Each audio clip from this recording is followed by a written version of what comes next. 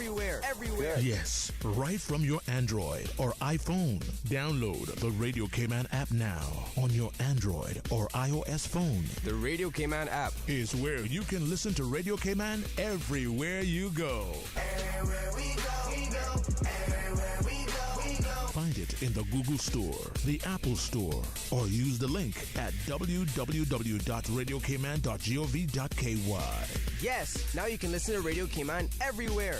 Talk Today is brought to you by Subway, open 24 hours in Countryside, Anderson Square in Georgetown, and Centennial Towers in West Bay. And by the Ministry of District Administration, Tourism and Transport. Explore your history, explore your land, explore your sister islands. And Savannah Pharmacy in Countryside Shopping Village. Convenient opening hours, including Sundays and holidays.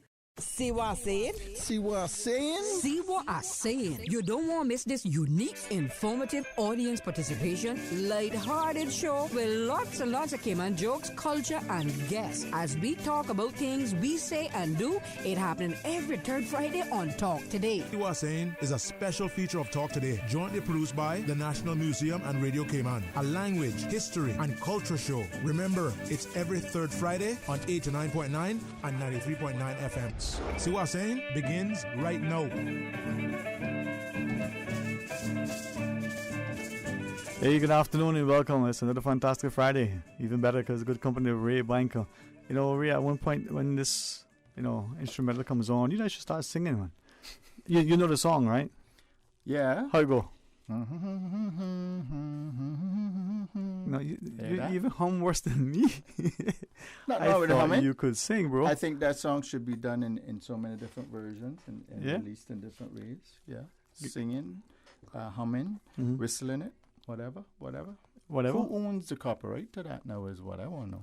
Well, whose intellectual property is that? A very, very good question. And I like one of our, a venerable gentleman who have since gone on to glory had shared with me way back when.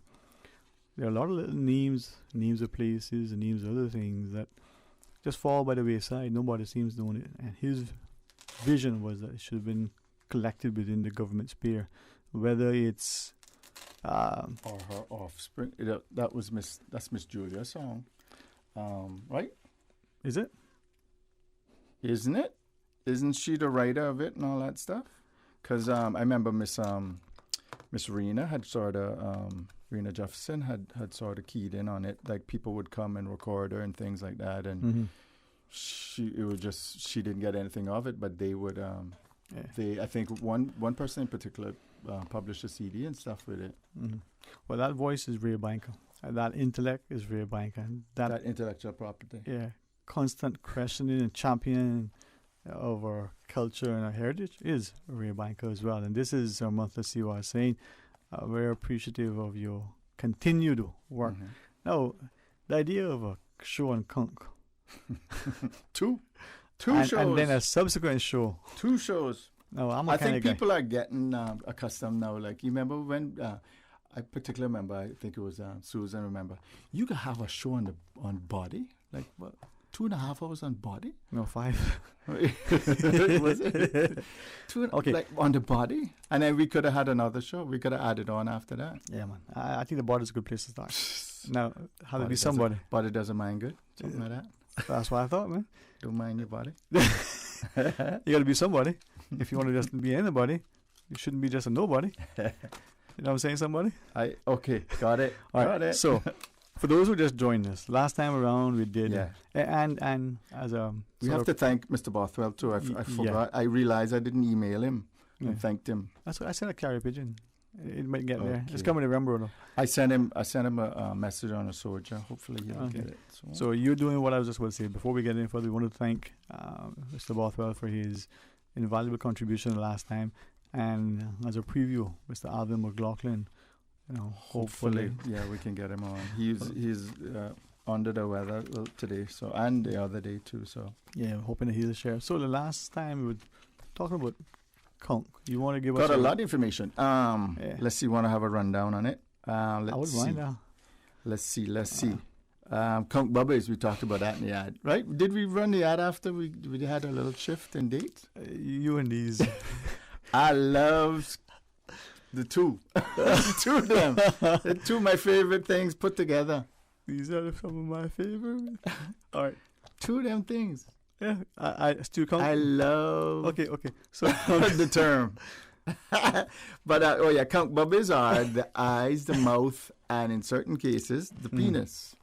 So unfortunately, you cut them off. You don't eat them. We normally don't eat them. Like I was saying, somebody off air, I had a cousin that he just didn't want to waste none of the conch, so he started eating them too, stewing them. I didn't partake in that part, but all power to him.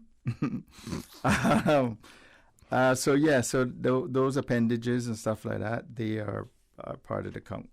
And you know what I can't remember if I polled the audience the last show, but to peel or not to peel? That's the question. That is the question today.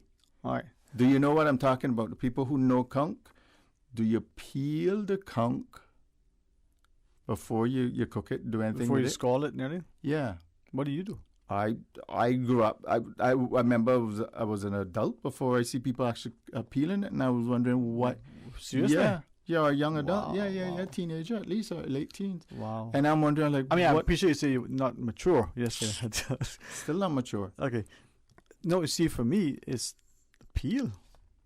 I like you waste so much conch. We talked about it. Not if you know what you're doing. Yeah, but still about 20% of the conch. Come on so now. Hold on. Okay, so before we get into it, I mean, we need to hear it from the audience. Peel or not to peel? And what's the reason for peeling? Okay. They want to say it's pure white meat. Yeah, I can understand that. You definitely take off the guts. You definitely take off the bubbies, the conch bubbies. You leave the horn on before you. That's how we get it, right? When you cut it, okay. Yeah, when you get it, how you get it? You get it peeled with a horn on and all that stuff. If I'm really, really lucky, it's in a plate, cooked and ready to eat. I mean, that is like exactly how I like it. And it came on conch. Yeah. Yeah. I mean, there's some things you can make exceptions for, but not for that. So let me ask then. You grew up with it on peel. Yeah. All right. So now my mother's from town. She makes a good conch. Despite being from town. Yeah, despite being from town, she don't like cooking. Conch and turtles her stuff. She can burn water, but otherwise she can. She cooks. Literally, she can burn water. Oh, I'm so glad your mother is a loving, nurturing lady, because boy, what she do to us now if she wasn't. So you would then take the conch out of the shell, just cut the guts off. Yeah, when you get it, somebody comes to your house or whatever. When you get it, it's with a horn on.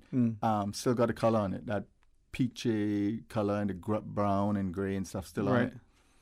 Yeah, wash it and then pound it, wash it again. Like I think Alvin was saying, or somebody was saying, at least 5 times you wash it.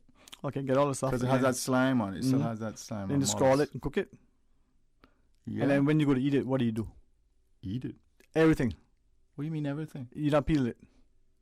Yeah, well, I think after you scald it, a lot of it goes away. A lot of that color and stuff goes away. The color in the skin just kind of turns kind of yellowish. As long as I've known you, I'm pretty sure you told me this before, but I didn't let it sink in. On peel conch, to peel or not to peel? To peel or not to peel, I think it's a waste. And then also flavor too. I talk to people, you lose some of the flavor. Okay, well, that's a new thing. But I want to ask you though, oranges, bananas, and apples. You peel, apples, you don't know. Well, now that they put all that stuff on the apples. Okay, I was just checking. Peel them, yeah. I mean, plums. Which kind? Our kind. The West Indian. You eat them straight up, bro. Yeah. You don't need to wash it. Well, I washed it after I seen, Yeah. Okay, so 949-8037. 1-800-534-8255. Not to peel. In the conch too, but I need to find this peel or not to peel. So while we wait for someone to give us a sense of direction, I'm not going to say that one is right or the other one is wrong. I think one is a waste. Would you agree with that? I don't know. Would you not say like 10 to conservative, like you said, if you do it right, 10% of the conch is wasted, is gone. What do you do with that stuff after you peel? Just throw it away, or you even use it for fish or anything? Well, usually we're out in the water, right?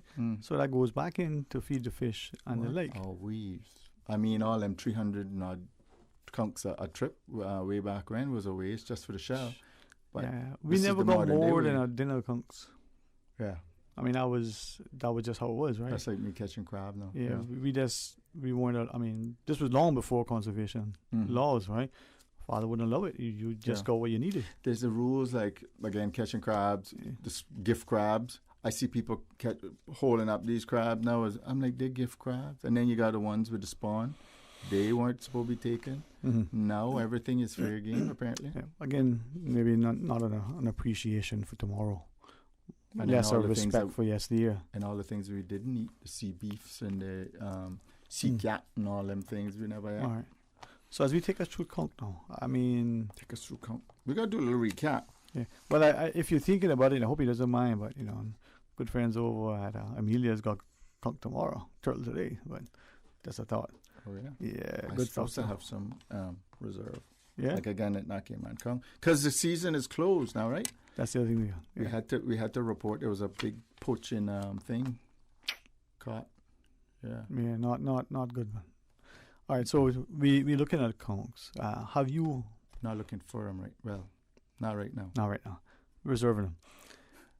The pearls, right? Well, yes. I don't think that came up a lot last time. I mean, it was going to be mentioned, but a lot of callers, and even after the show. Yes. I can't remember if I told you, somebody found the most expensive, well, for them, the most expensive marble.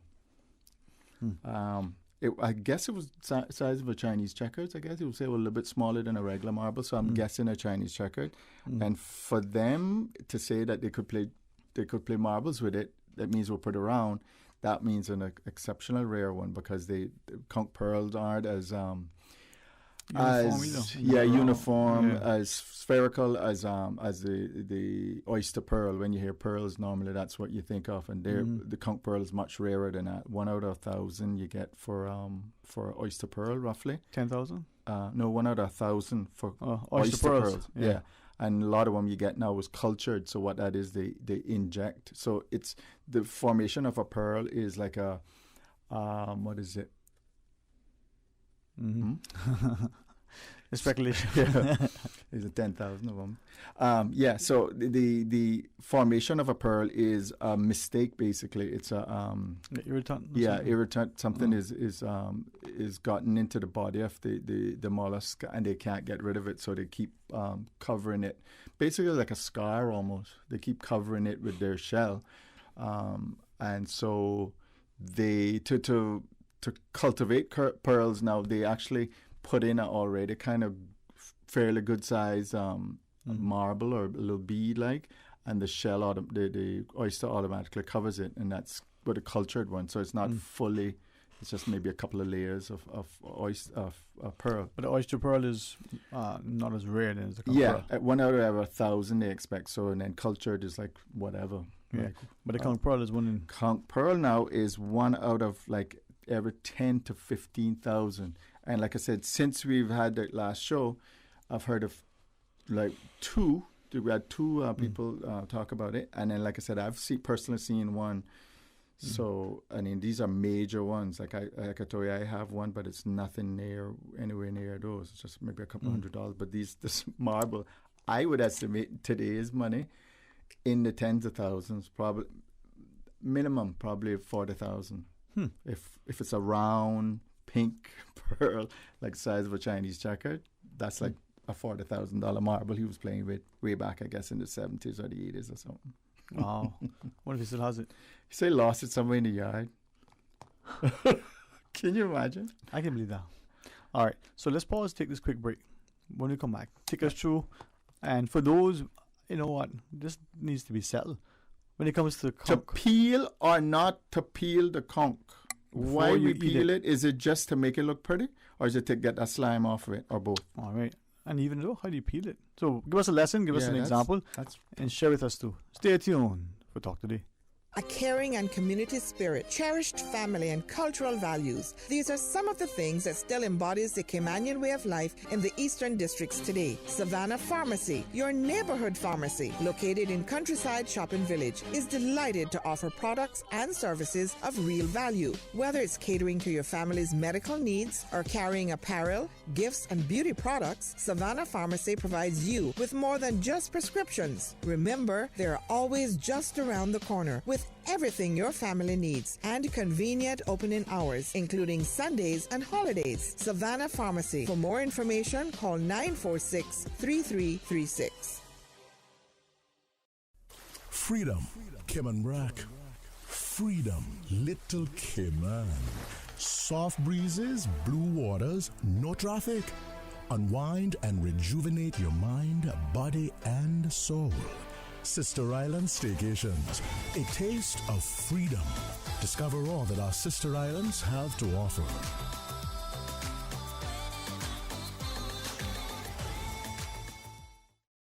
The Cayman Islands Chamber of Commerce Pension Plan. We're here for you. We are a non-for-profit member-centric plan with a democratically elected volunteer board of trustees representing all sectors of the Cayman Islands economy. Chamber Pension has an all-in expense ratio of 0.72% over 16,000 members, $430 million in assets under management. We were the first multi-employer pension plan approved by the regulator in the late 1990s. And today, we are still strong, secure, and are here for employees and employers alike. If you would like to join or request further information, visit chamberpension.ky. And for information as it happens, follow us on Facebook, LinkedIn, or Instagram. Email admin@pensions.ky or call 745-7630. The Cayman Islands Chamber of Commerce Pension Plan. We're here for you. Celebrate Cayman is taking the Cayman Islands Seafarers Registry to local communities every Thursday from 4 to 7 p.m. until 5th August. Come out for a fun, family-friendly evening to learn about the Seafarers Registry, access complimentary health and wellness checks, share seafaring stories in the memory booth, enjoy seafaring-themed activities, socialize with seafarers, and more. The Celebrate Cayman Seafarers Registry Roadshow happening every Thursday from 4 to 7 p.m. until 5th August. Visit celebratecayman.ky for schedule and info. The Cayman Islands Seafarers Registry, Celebrate Cayman, the Lions Club of Grand Cayman, and the Department of Children and Family Services will be visiting the Cayman Turtle Center on Thursday, the 29th of July. Join the Group Limited for a hospitality recruitment open day at All Star Sports Bar and Grill, located upstairs in Queens Court Plaza on Wednesday, July 28th from 1 p.m. to 4 p.m. They are recruiting Caymanians and residents with rights to work for multiple food and beverage locations in the following positions: HR assistant, accounts assistant, office administrator, bartender, server, dishwasher, barback, food runner, restaurant host, supervisor, events and entertainment coordinator, guest concierge, line cook, commercial and residential cleaner, beach attendant, maintenance assistant, groundkeeper, and security guard. Full job descriptions will be available on the day. Please bring a copy of your resume and a photo ID. For further information, contact hr@thegroupltd.com.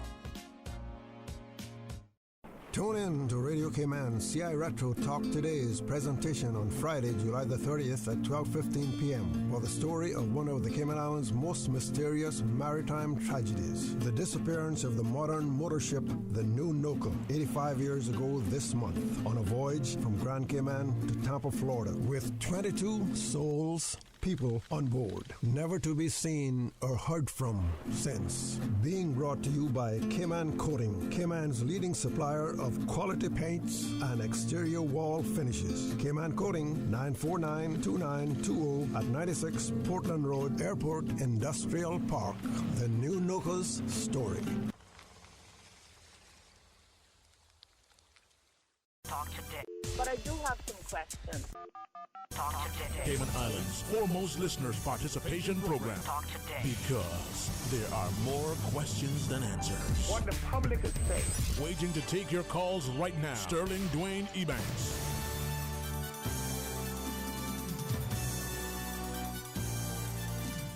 Hey, good afternoon. Welcome back, and thanks for joining us. It is a month to see what I was saying. I got a Ray Banker, and you just heard that promo. So next Friday, another chance to continue looking at our history and the heritage and that time under the production of Mr. Locks LeBanks as we look at the Nuko.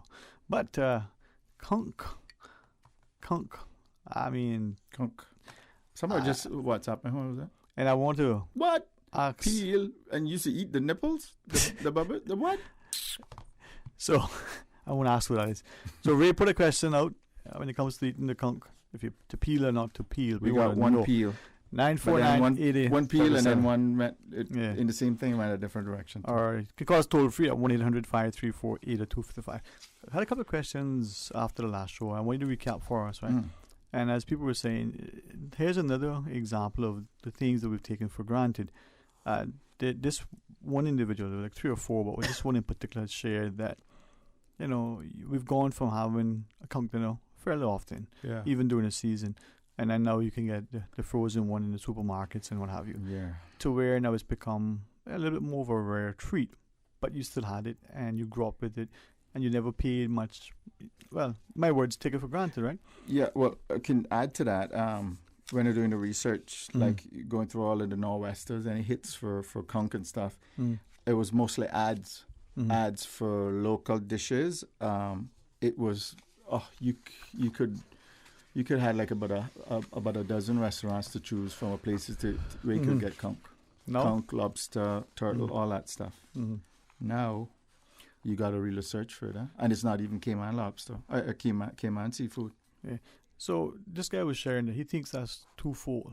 Not enough of us knowing how to cook and prepare it and the like. There is some of that, but it is the demand. It is the supply. Yeah, but you just said it too. He said then, of course, the availability. How easy is it to source? Because I think we could get local conch every day if we had the supply. Yeah, but he also felt that maybe not so much today, but in a few years ago, up until a few years ago, the demand wasn't there. It wasn't, the increased population wasn't as a custom or expectant of, like how, you know, you said you searched the Nor'wester magazines. There were more of a local populace looking for this dish, right? Now with increased population, looking for it, it was just a staple. You didn't think about it. It was like take it for granted. It was there. You went. You ordered what you wanted. So right? what you going back to your point now? You're saying that this person is saying that there wasn't a demand for local dishes or local conch dinners a couple of years ago, a couple of decades ago. No. In recent times, whereas a couple of decades ago and up until recent times, right? You went and that was on the menu because that was the foods that were available. There were people who could cook it. You went and you ordered. It was expected. That's what you would get. That's what you knew. So you had the choice of stew conch, fish, or barbecue chicken. The local stuff, right? Yeah. And you would choose barbecue chicken. You might choose barbecue chicken rather than the conch. No, I'm just saying it was like you took it for granted that it was always be there. Right, that too. But then he said, you know, as the population grew and new people unaccustomed to it, you know, we moved away from those dishes. And then as people who became less and less adept at making it. There could have been some of that. It wasn't kind of like peasant food type thing. It's like you go for the higher grade or higher... perception, right? Is that kind of what he's... Well, in a sense too. But you always get it, you know. Like for those of us who grew up in fish every day. Fish for breakfast. You had fish dinner. You know, good fried fish and fritters for breakfast with some breadfruit and plantain. Oh, good stuff. I could eat that right now. And you then got something new. So looking at this whole idea of conch, it reminded him of the importance of how we are. So kind of like it was a or kind of like when Burger King came in and it's like, oh, everybody go for Burger King rather than, you know, that was the fine dining, go Burger King. This is new, right? Yeah, new. So when we look at as a recap of the previous show, I mean, it was a lot to it as you were sharing. But take us through, because I think we need to start to appreciate that if you don't remember something, recall, and somehow share it, you're going to lose it. Well, I learned that conch they need turtle grass, but they don't eat turtle grass. They eat the algae off of turtle grass. That was new to me. What was the other thing? One of the conch bubbies was the conch penis. You never thought about that, huh? Yeah. What was the other thing? the shells or the broadleaf shell meant that the shell didn't flip over in the waves. The younger ones do it, but I couldn't remember whether he said that was a positive thing, whether they kind of went with the waves when they were younger. When the conch is younger, they don't have the broadleaf, so they can roll. Was that was that good or bad, or that was just how it was? I can't remember. I don't know. Okay. Mr. Bothwell, our apologies. We were paying attention there. Yeah, I don't know if we talked about. I didn't know if we answered that. That's probably what it was. Yeah, but broadleaf probably doesn't happen until about 5 years. More mature. Yeah, and I think that's when they start to breed. So the conch don't start breeding until 5 years. And you could, and we were talking about, you could actually farm them, but because of that 5-year maturity, that's a 5 year before you even start to be able to harvest conch. So that's a big investment. That's 5 years without getting any return. So, but it is possible. There are conch farms, and the other thing, conchs are consumed pretty much all through the Caribbean, and it was my hypothesis that it was because it was from the natives. It was consumed, and that was backed up with all the middens and stuff. The ancient piles of conch, like 1,000-year-old piles of conch, that's shells that are like 2 stories high in some places. So it's been just like turtle, cassava. What else? What else would be a thing? Even eating iguanas and stuff like that. The countries that eat them. Yeah. That's all from the natives, from the indigenous people that were here thousands of years ago. So, I mean, it would make sense, like, you come to the New World and you find this big old shell, whether you'd be like, you eat it. No, you the first one to eat it. No, you eat it. Like, you didn't know whether it was poisonous or not. But, from way back when, they ate it. And then also how they harvest it. We said how we could tell there was ancient middens because there was a circular hole where they harvest the conch shell. The conch, you crack the, what do you call it, crack? Pop the conch? Pop in conch, and that was 5 horns. How did that go? Did we say again? 3 horns back or 5 horns from the tip? Can you remember? Just written that spot right now. You'll find a spot. The sweet spot. Yeah. You got everything in. And I remember Mr. Bothwell saying he had trouble. He had to take a couple of them to do it, and it would be either, what would you use, a hammer, screwdriver, chipping hammer, something one conch onto the next. Yeah, so the one using one conch to do the next one was the way that you saw that it was an ancient midden. That was the method back then. They would take one conch and they would use the tip of that and they would break the horn. One. Is that what you call a horn of it? I don't know. Tip of it? Because the horn, then we call the foot too. Yeah. So, but yeah, use one conch to harvest the other one. What else would we call it with it? I want to find out, did we use I think Frankie Flowers were talking about, he was doing a movie and he might have sold it because he was told the people that the conch shell, different uses of it, as a weapon. You could, like the Cayman brass knuckles, you put your hand inside of it and you could use it as a thing. Was that how common was that a thing, you think? I never heard any, yeah. I mean, I'm sure that it's been, but I never heard of any examples. I wasn't told it. I knew the conch Somebody shells came up with the idea. Yeah. Or the thought of it at least. Yeah. But I mean, sure that. Yeah. I mean, there's a shell that got some blood on it somewhere in our past. We shall not talk about that. We shall not talk. Us, the West Bears and Georgetowners are getting along good now. So yeah, let's leave that alone. We talked about, I think we did, how pearls, get back to the pearls now, were exported from Cayman on the... exploited, you say, from Cayman? Exported, yeah. Oh, I thought you said exploited. So that too. Okay. So it was an export on the colonial reports. So it was back in 1904, 1905. That year, they made 216 pounds sterling off of the of export of conch pearls, and then 1905, 1906, they only made 57 pounds sterling off of it, and maybe in a decline that year. I don't know why. I'm not sure why. They stopped recording it after that. But the shells I mean, how much? What did I say the shells were? You could get.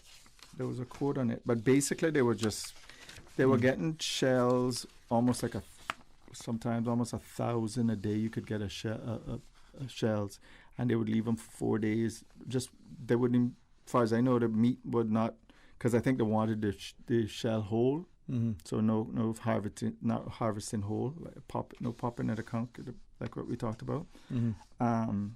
And they just left them to rot on the beach, and that's like Conch Point and Rum Point in particular that I heard about that. And I think Mr. Bothwell said that whether it was Bob Soto in Rum Point that was doing it at that time, you could smell the rotten conch all the way from Rum Point to the back of there, where it is now, back of there, end of what's Barker Drive? No, end of, what do you call that? Susie Sound Road? Maybe, yeah. Goes to the water. Anyway, it goes to the back of there, where the back of there is now. So you could smell it coming across the sound. And it's just amazing how many hundreds of pounds of conch that was being wasted. But like I said, so 1970s, you could get conch. Conch was on the menu. Conch. Now it said pie. That's what I wanted to get from you also. Pie. Conch pie. Was that's conch stew, or is that your your elusive mama makes extra conch? Sea pie. Sea pie is with turtle. Well, I don't believe you because I've never seen it, much less tasted it. And this is now about the third year since I've heard that. Yeah. What year that was we heard that? And we not seen that. Mama makes the best. I can make you taste I can get my. Mm-hmm. Yeah, sea pie and turtle. Not conch is the flour dumplings and stuff. Yeah. But, yes. All right. So, that's what today is known as sea pie, though, I think. Well, like everything flat dumpling. Not the spinners. That's not. Did we do spinners, or that's the Jamaican import also?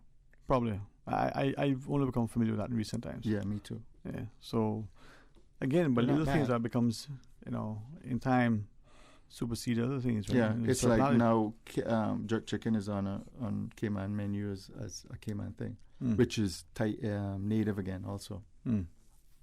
It's interesting how in the Caribbean, if we pay attention, even like the word barbecue, you take us back to barbacoa. Yeah. Taino, right? Or the Arawak natives. Yeah. And then you look at the strong African influence, even subsequent.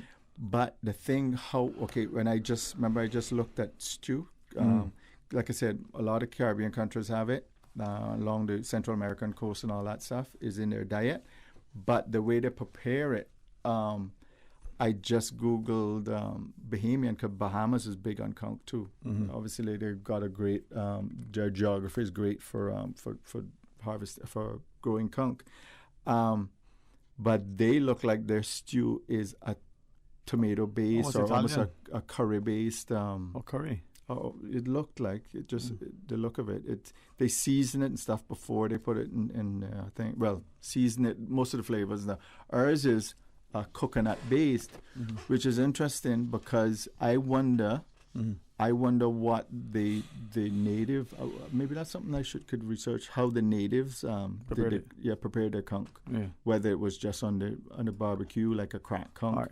But what I'm saying is, what point I'm trying to make with how we're cooking that thing is whether that's due to the East Indian influence, because a lot of their dishes is with a coconut-based thing. But if you look at the foods in Cayman with the coconut-based in particular, right? Fish, conch, even lobsters, yeah, right? Wilkes as well, yeah, right?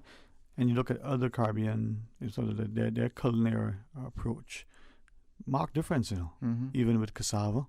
Not the name, using the same. For me, the one is the fruit cake at Christmas, the black cake and stuff. It's based on the same thing with I think the Old English thing, but the way they make it, Well, for me, it's the have cakes or the desserts that we make. I see similarities with us, and then further in the Eastern Caribbean going towards that way, further that way. away from. I'm trying to think where, what countries? Yeah, I'll tell you about later. Okay. All right. Okay, so with the conch now, right? I still looking at them couple messages and no consensus yet. Peel or not to peel. I got one peel. Okay, so go ahead now. And what was interesting on the pre-Columbian use, as you referenced earlier, and even the Europeans from 500 years ago, almost. So they were once they came. Yeah, it was. That's also with the middens. They found a big like say prehistoric one, like 1,000 years ago, or 1,000. But then after that, they got like a 500-year midden, which showed that it was being introduced and mixed with the European and African diet. So, and that's how I think we got it. But it's from the natives. Like I said, I don't know how they would have done it. I wonder if, like I said, they would have used it in a stew, or would they have used it in a barbecue type thing. But if you take scald conch, for instance. Right? And that's a word that I wanted to. Oh, okay. Scalding. Huh. Okay, you don't hear that much. Well, we use it. Scald, conch, scald. Yeah. What else? Scald what? Be careful that how you get scald. You get scalded. Yeah, that's kind of an old English thing. You don't hear that as much. Some people will recognize that, right? But to think of it, even and I appreciate you sharing that. Even that, scald conch. Well, what is he saying? What does that mean? Yeah, it's a term you don't hear too much anymore. Even within all those cooking shows and stuff, you don't really hear it. Do you? The like braise and blanch and braise and all those things. But then and scalding is to get into the word scalding, to plunge food into boiling water, or to pour boiling water over food in order to loosen skin or to facilitate peeling. Also referred to what you said there, to blanch. Yeah. I don't know her.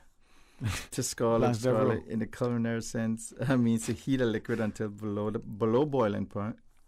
Now, I think when my mother does it, it's pretty much boiling. Yeah. To facilitate, like I said, the removal skin, but also soften and to clean. And I think that's the slime, or in this case, it would be the slime off, because, like I said, the mollusk. And I've had the experience of my father making conch. When I thought, I was like, yeah, Daddy making conch. My mother was away. I was like, I can't tell you what. The only thing that came to my mind, what it was like. I still like conch. Yeah, it was. Yeah. Let's just say it's like somebody with a with an allergy. Stop. Don't need a peanut picture. Oh, I have to. It's still vivid. No, that's the first time I got up for my conch dinner. Got up. Now you're making me not want to know. I still like, what okay. is that? What? Okay. So I gotta go. I don't know what I gotta do, but I gotta go.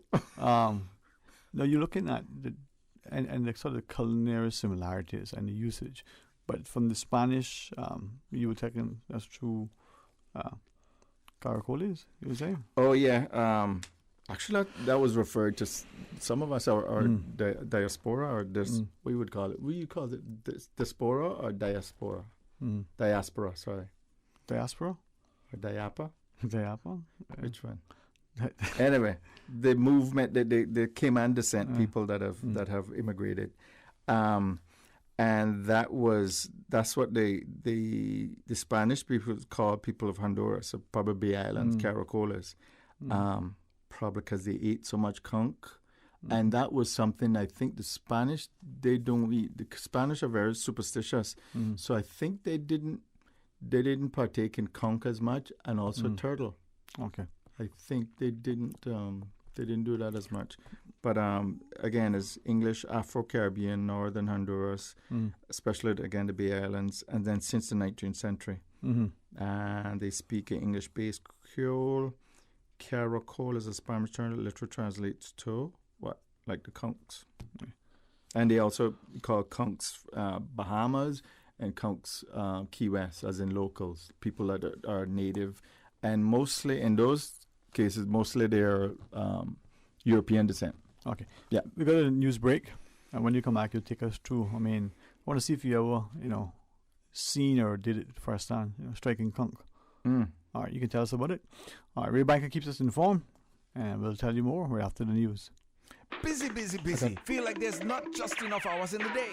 Savannah Pharmacy, service to make your life easier. Now you can WhatsApp your prescription order to 929-5045. And pickup is just around the corner with everything your family needs and convenient opening hours including Sundays and holidays. WhatsApp your prescription order to 929-5045. Savannah Pharmacy, wholesome values with modern conveniences.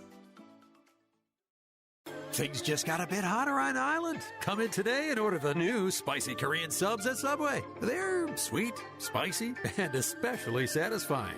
Stop in and try the pulled pork with spicy Korean sauce, or the chicken with spicy Korean sauce. And you can message WhatsApp at 929-4658. Order online or use Let's Eat or the Bento app.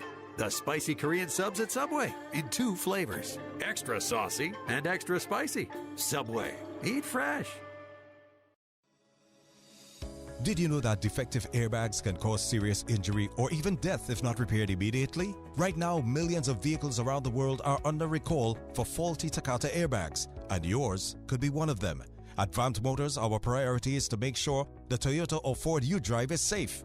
So we are offering customers a free, fast, and easy airbag swap out if your vehicle was manufactured in 2016 or earlier. Find out if you need to have new airbags installed by emailing your Ford or Toyota vehicle's VIN or vehicle identification number to service@vampmotors.com or stop by Vamp's service center or call us at 949-2245.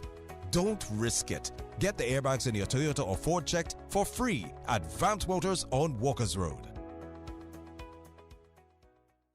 Follow Radio K-Man on Twitter. All the latest information, breaking news, community events, and more. Follow us at twitter.com/Radio K-Man. Today's biggest news. Radio K-Man. Your voice, your choice. Local, regional, international. This is headlines from Radio K-Man's newsroom. Today's biggest news. With your latest headlines, I'm Felicia Rankin-Solins. Just after 9 a.m. today, the Cayman Islands Coast Guard recovered a capsized canoe in the South Sound area. Several packages were recovered, which are believed to contain ganja. A search of the surrounding area and reef was carried out by the Cayman Islands Coast Guard with the assistance of the RCIPS Air Operations Unit. However, no one was seen and there were no indications of anyone being in distress in the area. In international news, the sound of gunfire has interrupted the funeral of the late Haitian president, Jovenel Moïse, who was shot dead 2 weeks ago. The U.S. and other delegations left early after shooting rang out as the event got underway. Protesters blamed some of those at the service for the leader's death. The European Medicines Agency has approved use of Moderna's COVID vaccine for children aged between 12 and 17. It is the second COVID jab to be approved for adolescents by the EU's Medicines Authority. In May, the Pfizer-BioNTech one got the go-ahead. The U.S.-made Moderna jab requires 2 doses 4 weeks apart. A COVID-positive Indonesian man who disguised himself as his wife to board a domestic flight was caught mid-air. The man wore a full-face veil known as a niqab to board. He was also carrying his wife's passport and her negative COVID test result. He may never have been caught if he had not changed into his regular clothes midway through the flight, causing a stewardess to raise the alarm. And those are your headlines. I'm Felicia Rankin-Solins. For the latest in news and information, Follow Radio K-Man on social media, Facebook, Instagram, Twitter. Download the Radio K-Man app or log on to our website, radiokman.gov.ky. Prospect residents are invited to a free health screening at the constituency office of Miss Sabrina Turner, Thursday, July 29th from 3 to 6 p.m. at 33 Marina Drive. Along with health screenings, COVID vaccinations will also be made available to Prospect residents. No appointments are necessary. However, Prospect residents are encouraged to arrive early. For more information on the health screening, call 926-8080. The Green Turtle app. So many options. One easy solution. All new subscription feature to automate your weekly, bi-weekly, or monthly top-up. Makes your life easier. Never lose a number again. Keep your children on budget. Yes! Make sure you can stay in touch with your loved one. Woohoo! No hassles. Green Turtle makes it easy. Take a ride on Cayman's Green Turtle Express. Download the Green Turtle app today. It just makes life easier. Remember, you can get mobile gift cards for Xbox, PlayStation, Apple, and Spotify delivered right to your phone. Playtime is now in real time. The 7 a.m. news Monday through Friday is proudly sponsored by CG Britke Insurance, Health, Pensions, Life, where people come first.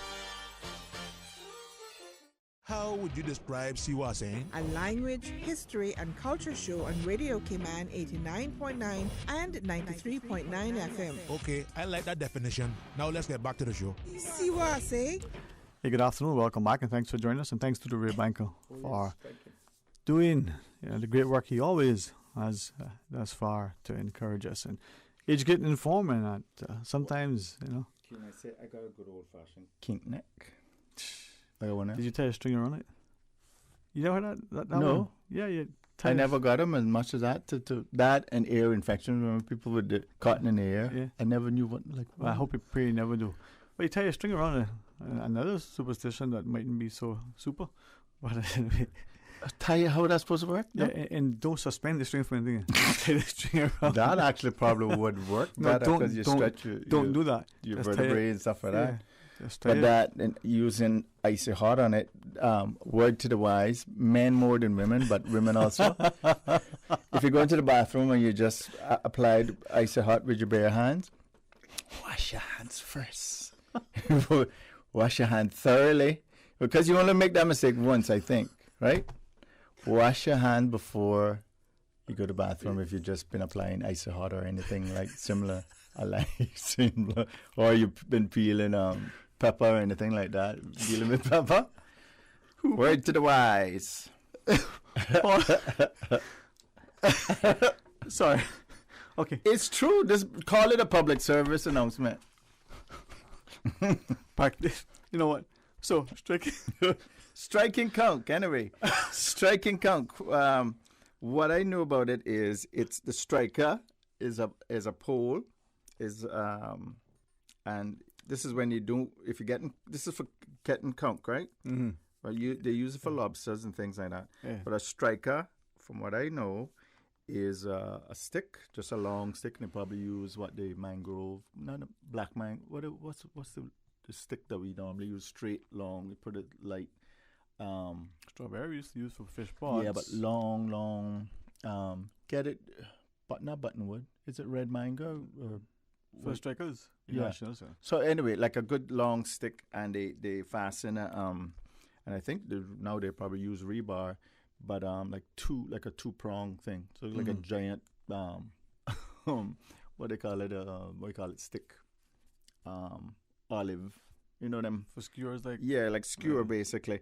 But funny enough, talking to Miss Carmen in East End, she was saying she didn't know of it as a striker, but she knew it was as a skeet or something. So if you got any clarification on that, that would be great. But the striker or striking conch, they would just go in a boat, like your canoe, your dory, or your catboat, and you wouldn't go into the sea. You would just conchs are so plentiful, you just jab and you say, would "This you is." Use the water glass to do that? Probably, yeah. Or I guess if you're experienced enough, you could just conch and they're so plentiful, you're able to spot it just from the above water, and they would just strike it. And then the striker is again a native invention. This is a mosquito weapon. They're kind of harpoon. I've got a picture of them attending some meeting, and they're carrying these these strikers. So that's a holdover from our mosquito thing, along with blowing conch that came up last time, right? Right. Blowing conch, a way to announce. I guess the last time it would be used, maybe in like some 60s, 70s, fishermen would come ashore with a load of conch, maybe, or mostly fish catch, and they would blow their conch shells, and we even got a term for it: trouble don't blow shell. Yeah. So right. Trouble doesn't announce itself. You never know when trouble comes. And it was also for boats on the horizon, special sailing vessels. So they you wouldn't, without phones or anything like that, any major communication. And this, again, going back a couple of shows before to Columbus time, when he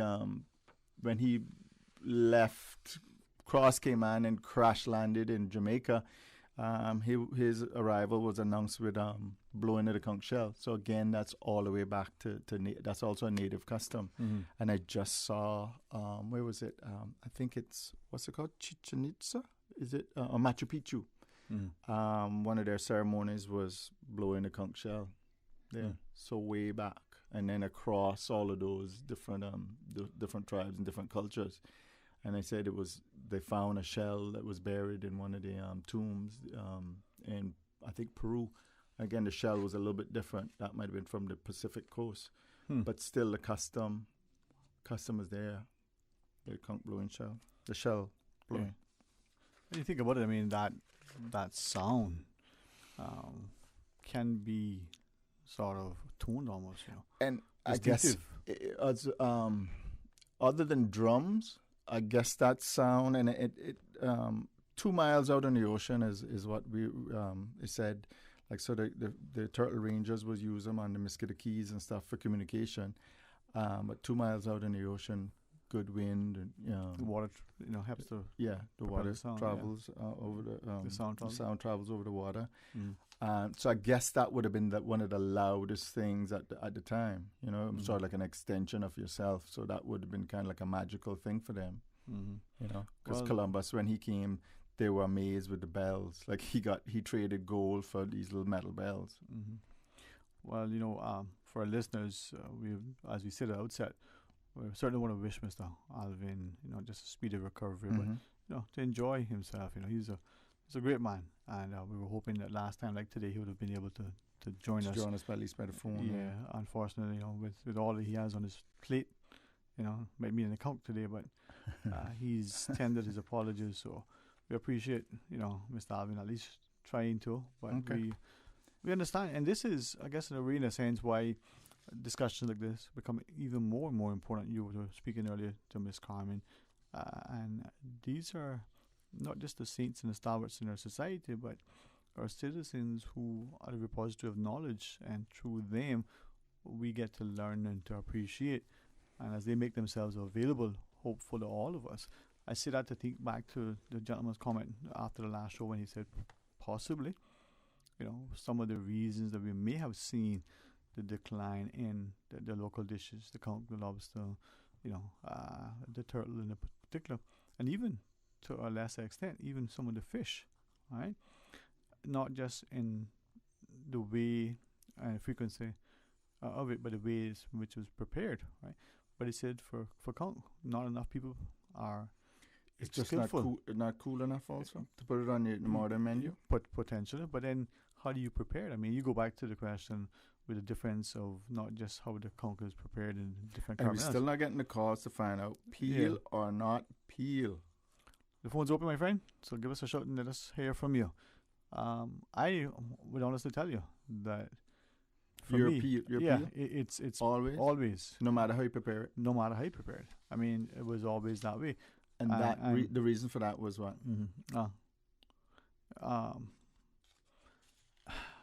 I asked, you don't even know. No, I don't know. I sent a message to someone to ask, why, and the response was, "That's how we always did it." but why? Why? I mean, the joke. Is it the whole thing? It's not too ugly looking with all the black spots, the dark spots and stuff. Kind of like a mango in a banana, for instance, right? We would assume that the skin on the mango and the banana is eatable for us, but yet we feed it to our the skin's animals. a little bit bitter, right? For the mango, depending on a green mango eat the skin, but the red mango may not. We eat the green. We got a call. I'll come back to you in a minute. Let's go to the phone. Say good afternoon. Welcome. Thanks for calling. Yeah, good afternoon. How are you? Good afternoon. Thanks for joining us, son. How are you today? Looking at water glass in a striker there. But anyway. Yeah. Well, I'm glad that you still got a water glass because many people could use one.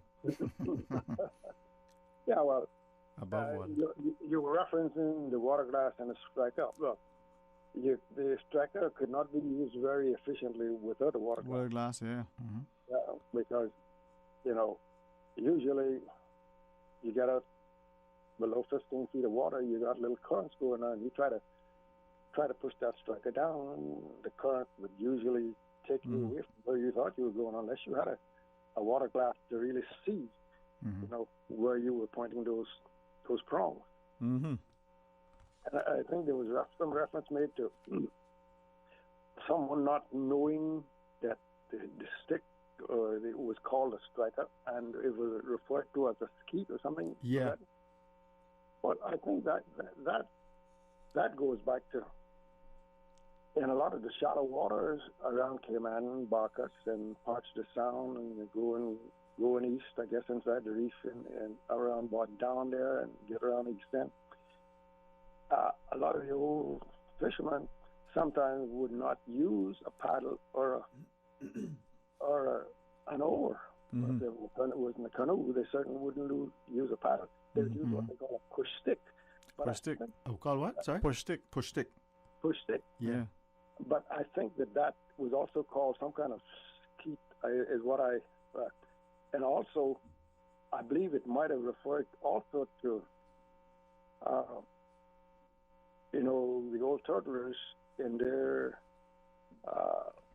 the sails that they used out on the keys out there.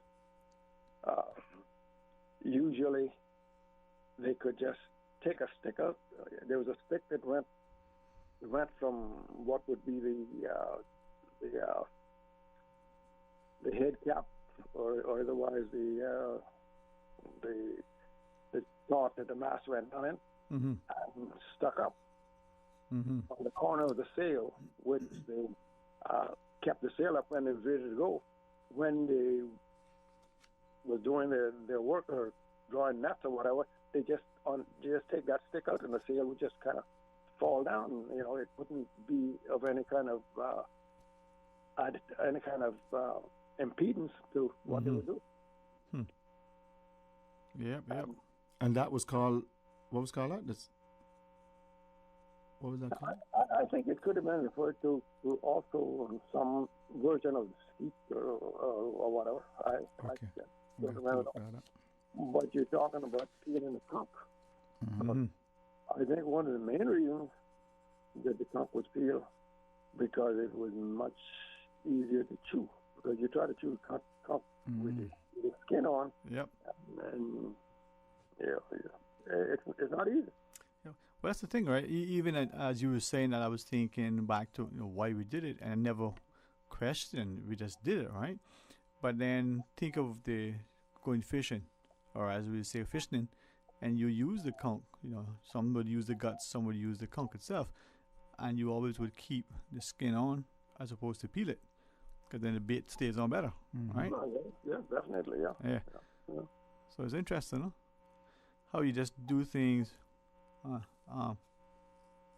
without the kind of knowledge of knowing it. Yeah, but let me ask them, go back to the striker. We got a very knowledgeable elder in our community listening who has leveraged the technology to Rahim and has shared that the striker had 3 prongs, not 2. Oh, well, the one thing we got is... I would put a little clarification on that. Where you said 3 prongs? Yeah. Well, there were 3-prong strikers, and there were 2 prongs. 2 prong, yeah. Okay. Two prong strikers. So was that 3rd prong for grounding? Well, it could have been. I believe if you had 3 prongs, it could give you more leverage. For instance, in striking up conchs. Yeah. And where you struck them up from, or struck them up from, was on the horn. And, the horns, the horn actually, the front of it has little horns in itself, and if you put two prongs down amongst them, it very well wiggle out. But if you have 3 prongs, then you had a better grip on that. And that was the question I asked. Was the striker, you didn't break the shell, you just basically pinched it with it? Yeah. But let me tell you, Boy, that's skill. It's not easy straightening them up and bringing them up, because usually you can't bring them up right straight because they'll fall off. So you got to bring them up on an arc, and then pull them in to the boat, and even then sometimes they drop off. Yeah. You bring them up in such a way that you don't lose, right? Right. Yeah. It's a skill. I mean, I can imagine now that. I never imagined it like that. Yeah. That's tough. Well, even diving cocks. I mean, you had to be kind of careful, because sometimes if you didn't grab that conch shell in the right place, or if you grabbed it in the wrong place, you get your hands pretty well bit up, because sometimes there was little creatures in there that. Yeah. Because the shells are reused for the crabs and stuff. Right? Well, if you broke the shell, I don't think there was, much chance of it being used again out in the water. I mean, sometimes if you had a small conch shell and broke it on shore, you might find a few soldiers that would creep in there and drag it around. But but if you stuck your hand, I remember that going to guys with in the sound, you didn't necessarily put your hand up in there before you found out what it was. And I heard the word slime. And sometimes those shells were pretty slimy, depending on what the season was. I guess you say the bottom looked like. I mean, if you had to pull them up out of turtle grass, then it was a lot more slimy, because you went down and grabbed a handful of turtle grass. I don't believe you could really pull the turtle grass up easily, because it was so slippery. Well, this is where I think we understand sometimes how things fall by the way, and we never appreciate the great loss we've had because we didn't appreciate the value that we. Well, one other little tidbit. I think, there were not a lot of conchs on what you call the south side island between the northwest point and southwest point. I think after you went a little further up the way, you found they increased a little bit, and then of course up around East End was where they, and in the Sound and Barkas. But I think most of the conchs that you could find out, let's say between southwest point and northwest point, were much bigger conchs. It might have been because they were not as what should I say, harvested quite as much as what was being harvested in maybe the shallower waters. Yeah, you couldn't really walk out like how you do like Barkas and stuff. Right. Most of the ones that out in West Bay was 20, 25, 30, 40 feet of water. And I did have oral history where you could get conchs all up in Whitehall Bay and all that stuff. That area there, up until I guess that's the 20s or the 30s, you could still get conch there. You speak of Whitehall Bay. You go in there, I guess 50, 75, 100 feet out. The bottom is not all that much different from some of the bottoms you'll find in the Sound. So that would probably be a reason for that. Yeah. These but did you hear people getting them from there, or just because it was so plentiful somewhere or easy somewhere else? I don't think, and I'm not sure that the Georgetowners was too many. We look conchs all that often. Yeah. It was East End and West Bay, and I guess in the central part there, and on the north side too. Of course. Hence the reason our nickname was Conch Bubbies. That was the kind of nickname that you plastered on a lot of people. Oh boy. Well, thanks for clarifying that. All right. All right. Hey, thanks very much, sir. Thank you very much. And I believe we have another caller. Is that where we're going to the phones? Good afternoon. Welcome. Thanks for calling. Good afternoon, Mr. Eubanks. Good afternoon, sir. How are you? Oh, still hanging in, thankful. Amen. Good to hear you.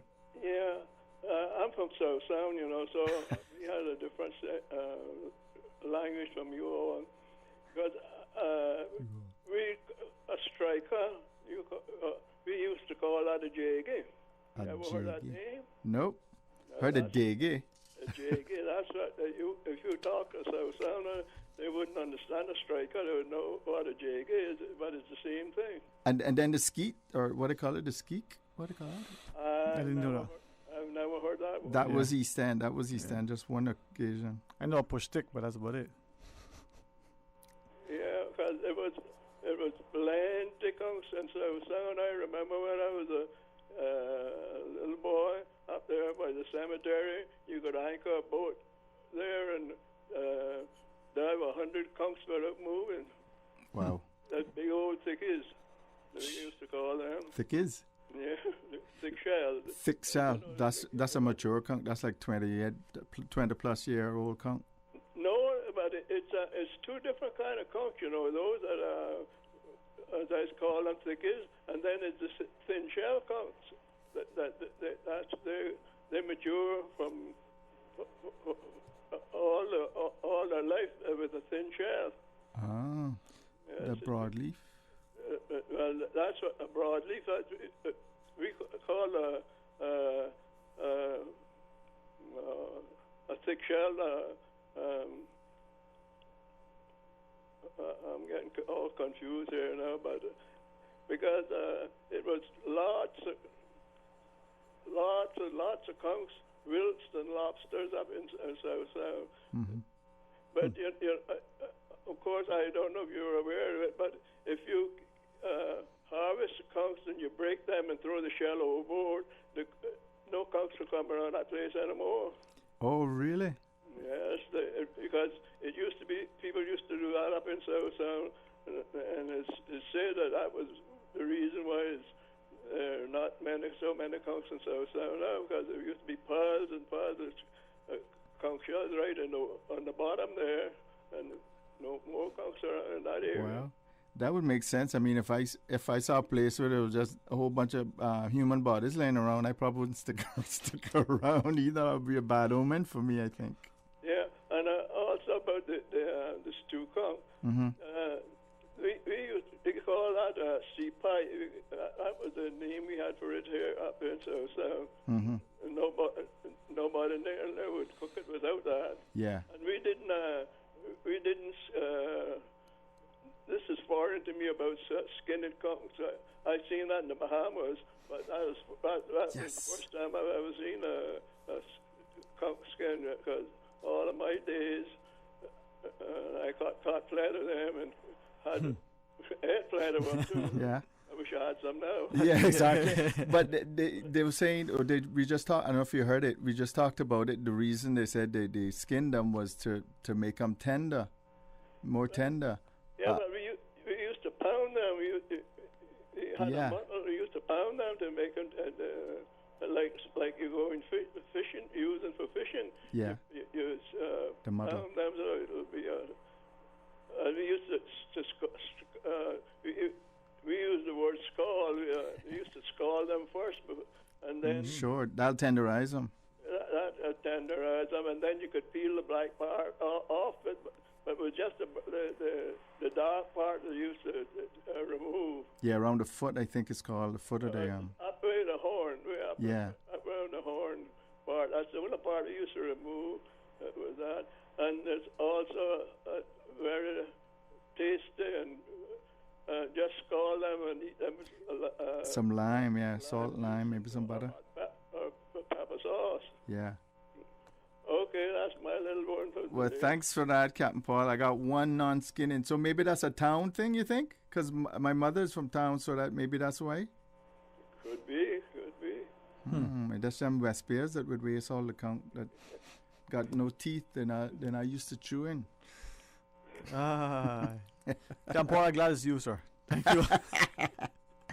All Thank the best, you, sir. Have a great weekend. That's 2 for not skinning. All right. I believe we got to break, Mr. Paul. And then when we come back, we'll continue. So, the skin or not the skin? Skin or not the skin? The peel or not the peel? Well, tell us when we come back. Radio Cayman is pleased to feature this special Sister Islands historical vignette brought to you by the Ministry of Tourism and Transport.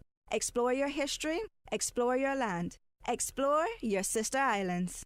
The coconut industry on the Sister Islands boomed between 1890 to 1915, with annual exports exceeding 1 million per year. In 1906, the industry peaked, with the Sister Islands accounting for the entire export of the Cayman Islands. A coconut disease had previously killed off all of the trees in Grand Cayman. The industry was so successful that the government of the day went as far as to impose a special export duty. However, on Friday the 13th, 1915, a hurricane of unprecedented severity devastated the island of Cayman Brac, rendering most homeless and decimated 98% of the coconut trees on the Brac and 40% of those on Little Cayman. To add insult to injury, the coconut disease that struck Grand Cayman would soon arrive in the Sister Islands. During the 1920s and 1930s, efforts were made to revive the coconut industry, but the efforts were modest and the industry failed to reach its previous level of prosperity. Information from this historical vignette was sourced from Founded Upon the Seas, A History of the Cayman Islands and Their People by Michael Creighton and the New History Committee. Radio Cayman is pleased to feature this special Sister Islands historical vignette brought to you by the Ministry of Tourism and Transport. Explore your history, explore your land, explore your Sister Islands. Wouldn't it have been grand if you had purchased land 30 years ago? It may not be 2020, but a perfect vision has never been more clear. Cayman Brac and Little Cayman, poised for growth with an eye on the future. Your land, your history, your future. Discover all that our sister islands have to offer. At Subway, we know a meal isn't quite complete without a side, and that's why we're introducing waffle fries. Subway's waffle fries are oven-baked softness with extra crispy edge, giving a satisfying taste to be enjoyed as is or in any of Subway's dipping sauces. Order waffle fries as a side item for $2 or make it a meal deal. Subway, eat fresh. Hello, Cayman! I am Tanya McLean, your Miss Cayman Islands Universe contestant number 4, hailing from the beautiful district of Georgetown. I am Kimberly Carlos, your Miss Cayman Islands Universe contestant number 5, hailing from the vibrant district of West Bay. I am Antonika Eubanks, your Miss Cayman Islands Universe contestant number 6, hailing from the beautiful district of Bordentown. Please join us at the Wharf on the 31st of July at 6 p.m. for the Miss Cayman Islands Universe official session. Be a part of this journey to the crown with us. I got you, moonlight, you're my starlight. I need you all night. Come on, dance with me. I'm levitating.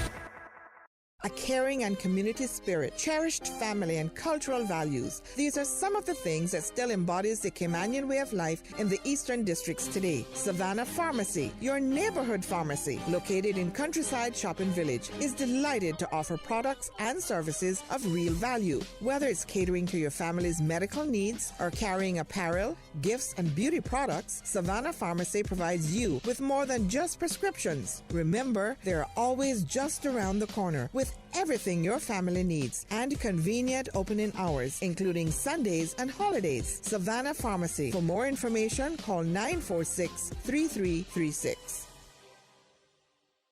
The 20th Annual Talent Exposition of the Arts is here. Are you ready for some talent tonight? Presented by the New Self-Help Community Foundation. Coming to the stage Sunday, July 25th at the Harkwell Theater. Don't miss. Awesome performances by Liana DaCosta, J.C. Patrick, Rico Rolando. Yeah, she twerking off a band and I'm about to make it dance, yeah. Radiance Dance Studio, Mariah Praise, Dream Chasers Cayman, James at Anglin and Son, SI, Center Point Dance Studio, and UCCI Dancers. Part of the proceeds from the Talent Exposition of the Arts go to support the John Gray High School Music Department. Prepaid tickets at Funky Tangs and Winners Circle Sports. $10 or $15 at the gate. The 2021 Talent Exposition of the Arts, Sunday, July 25th at the Harkwell Theater. Gates open at 5:30 p.m. Show starts at 6:30. Get your tickets today.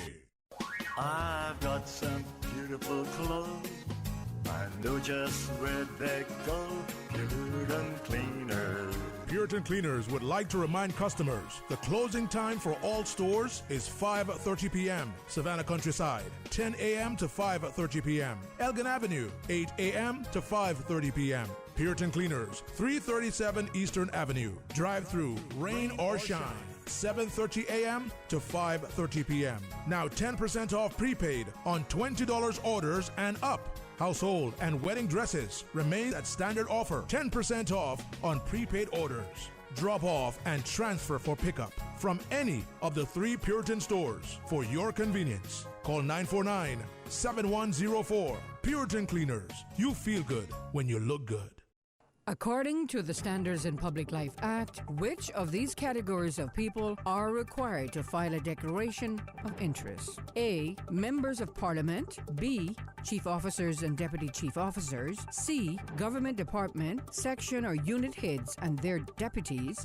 D. CEOs of statutory authorities and government companies. Or E. Members of government bodies of statutory authorities and government companies. The answer is all of them.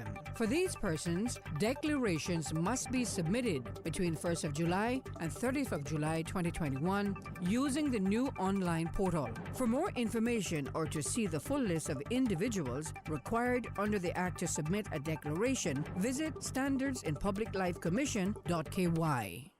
Calling Caymanian nature lovers. If you are an avid Caymanian environmentalist, the Royal Society for the Protection of Birds in the UK have opened up recruitment for a part-time post as Community Engagement Officer in Cayman Brac. This 3-year position is perfect for an enthusiastic, passionate person who would like to help protect some of the most threatened reptiles on the planet and safeguard unique pockets of our sister islands. For more information on the part-time position, the advertisement is reposted on the Cayman Islands Department of Environment social media pages. Deadline to apply is August 1st, 2021. Siwa Sayin is a special feature of Talk Today with contributions from the National Museum, a language, history, and culture show on Radio Cayman 89.9 and 93.9 FM. Siwa Sayin. Hey, good afternoon. Welcome back. Thank you so much for joining us. Thanks to the Ray Banker for helping us out, man, to keep it on track and understand what's going on. Ray, So the score is 2 peel. And then no, on peel. 2, what? Yeah, more from no peel. Well, I'm one that not peel, and then Captain Paul was no Yeah, so peel. 0 peel. Let's go to the phones, right? Hey, good afternoon. Thanks for calling. You age now, young man, just like you. He might look young to you, huh? But he's not innocent. I know him. No. I'm old enough to know him. I'm old enough to know when his mother was living in Georgetown right down Mayor Street. Oh, yeah. You must be glad that she carried him as well. She never carried him as well. Not carry further now. Anyhow, I just wanted to say good afternoon to Captain Paul. It was so nice to hear him. Always, yes. And you gentlemen have a nice day. Enjoying the program. Thank you. But let me ask you, if you would let us, because Ray is convinced that to peel or not to peel when it comes to conch. Where do you weigh in? Okay, you don't get that far with me. Sorry. We got a pint bottle. We do that little bit of work there. And Okay. you put it in the pot and you watch it, see when it bubble. Yeah. When it bubble, you can begin doing your thing. Okay. All that kind of thing. Then no, that don't catch my eye at all. Mm-hmm. Because I don't remember really cooking a conch dinner like that, you know. What? With You can't get peeling it, you mean? Peeling it? No, I don't mean like that. I mean, there ain't nothing left in the pot.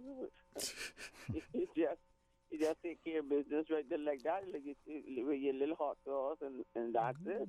Or you scalding it? Yeah, you just finish everything right there, scald. I say with the water bubble. Good. You see the signs of the times, right? People knew what they were doing, huh? And water bubble, you good to go. Huh. Nothing happens. Just get yours first, because the second person that comes, the lot is finished. So get yours first. That's all I know. Grab and go. Okay, guys. Thank you, Mom. Like I said, Captain Paul, good afternoon. It's good to hear from you. All right. Yes, thanks for that call. Blessings to you. And I just appreciate our recognizing that, how we appreciate, our elders. So, Ray, when as you're going through, did it strike you that Did I strike it with a striker or the jagger or the skeet or the push conch, pole? Right, the conch jug was so heavily used almost throughout this part of the world. And then I wonder how long before the Europeans started to take to it. I mean, obviously the middens were evidence that they were heavily used. Now maybe not exactly how, but then to see, as you shared, and probably that I don't. Like I said, it I would think it. I mean, as the kind of Creole started taking over, as in the people who were born here, maybe of European descent, but they were, once they're born here, they're called Creole. I think they started adapting and taking. It's a great. The conch is a great source for protein. It has like almost zero fat on it. Where's my thing about what it has, the nutritional thing of it? Where you see that? Do you see it anywhere? What, a conch for the nutrition? Yeah, where I have that? I have it somewhere. It has all of the thing. All right. I mean, it has all it. Like I said, protein. Eat them out. Low in saturated fat. Good source of phosphorus, copper, protein, vitamin E, folic, vitamin B, magnesium, psyllium, and it's an aphrodisiac. I don't know if you have to have an afro to have an aphrodisiac, but because you're in deep trouble if that's the case. But eating how many different ways you can eat it raw, marinated, and I think that's when we say salad. When you say conch salad, that's marinated conch, huh? Again, that's a word or two words going together that I never really associated until recent times, right? A conch salad. Now conch ceviche can kind of sound, but marinated conch. Definitely didn't hear conch ceviche with just marinated conch or what conch. Conch just here. Yes, a cracker. Eat this. We're not good. We're not nowhere near shore or nowhere near a stove. Eat this. Yep. There you go, man. You got conch burgers, crack conch. Now, I think that's important. I think from if I can go out on a limb with that, from what Susie Soto said, and they named their restaurant and everything that was something that they imported from Bahamas. It's like a deep fried. I don't know if that came from somewhere else either, but she said she's first saw it in Bahamas. Deep fried, battered conch, just a whole conch, and that's a cracked conch. Conch chowder now or conch soup. What about conch fritters? Conch fritters, that I don't know. And then conch soup, again, I know people use that term now, right? But for me, I know it's a Jamaican thing for sure. And Alvin said that he actually, you're supposed to throw away the conch. You're not the conch water after you stew it. Yeah. He says he actually uses that in his conch soup for the flavor and all that. Okay, well, I can because it gives her like a brine, a kind of bitter thing. I mean, scalding it in order to. Yeah, but I remember a restaurant that went to. And because that is a European thing, you use the broth of whatever the bone from the bones and all that to flavor the soup as a base for the soup. You don't normally do that with conch. You can't do that with conch because that's a bitter. There you go. But again, the practices and the usage and the like. But then when you think of conch and the shell, the various uses from the ornaments and ornamentation of the shells, decorating the eye. Yeah, I'm trying to think of jewelry as well. Yeah, but the problem that anybody has conch and they leave it out, conch shells and they leave it out exposed to the sunlight. Sun will fade. They will fade it, and that's why I told my conch pearl has faded, even though I've kept it in the dark, and I found out that it actually needs some moisture too. So it's not just the sunlight; it's the drying out because it's not being lubricated with the from the. But you remember, some would take the practice of the conch shell and make it a lamp, put a bulb in it. Yeah, I got a call while we were doing the ad. I got a call from Luton. What's his Lute's name? And he makes some.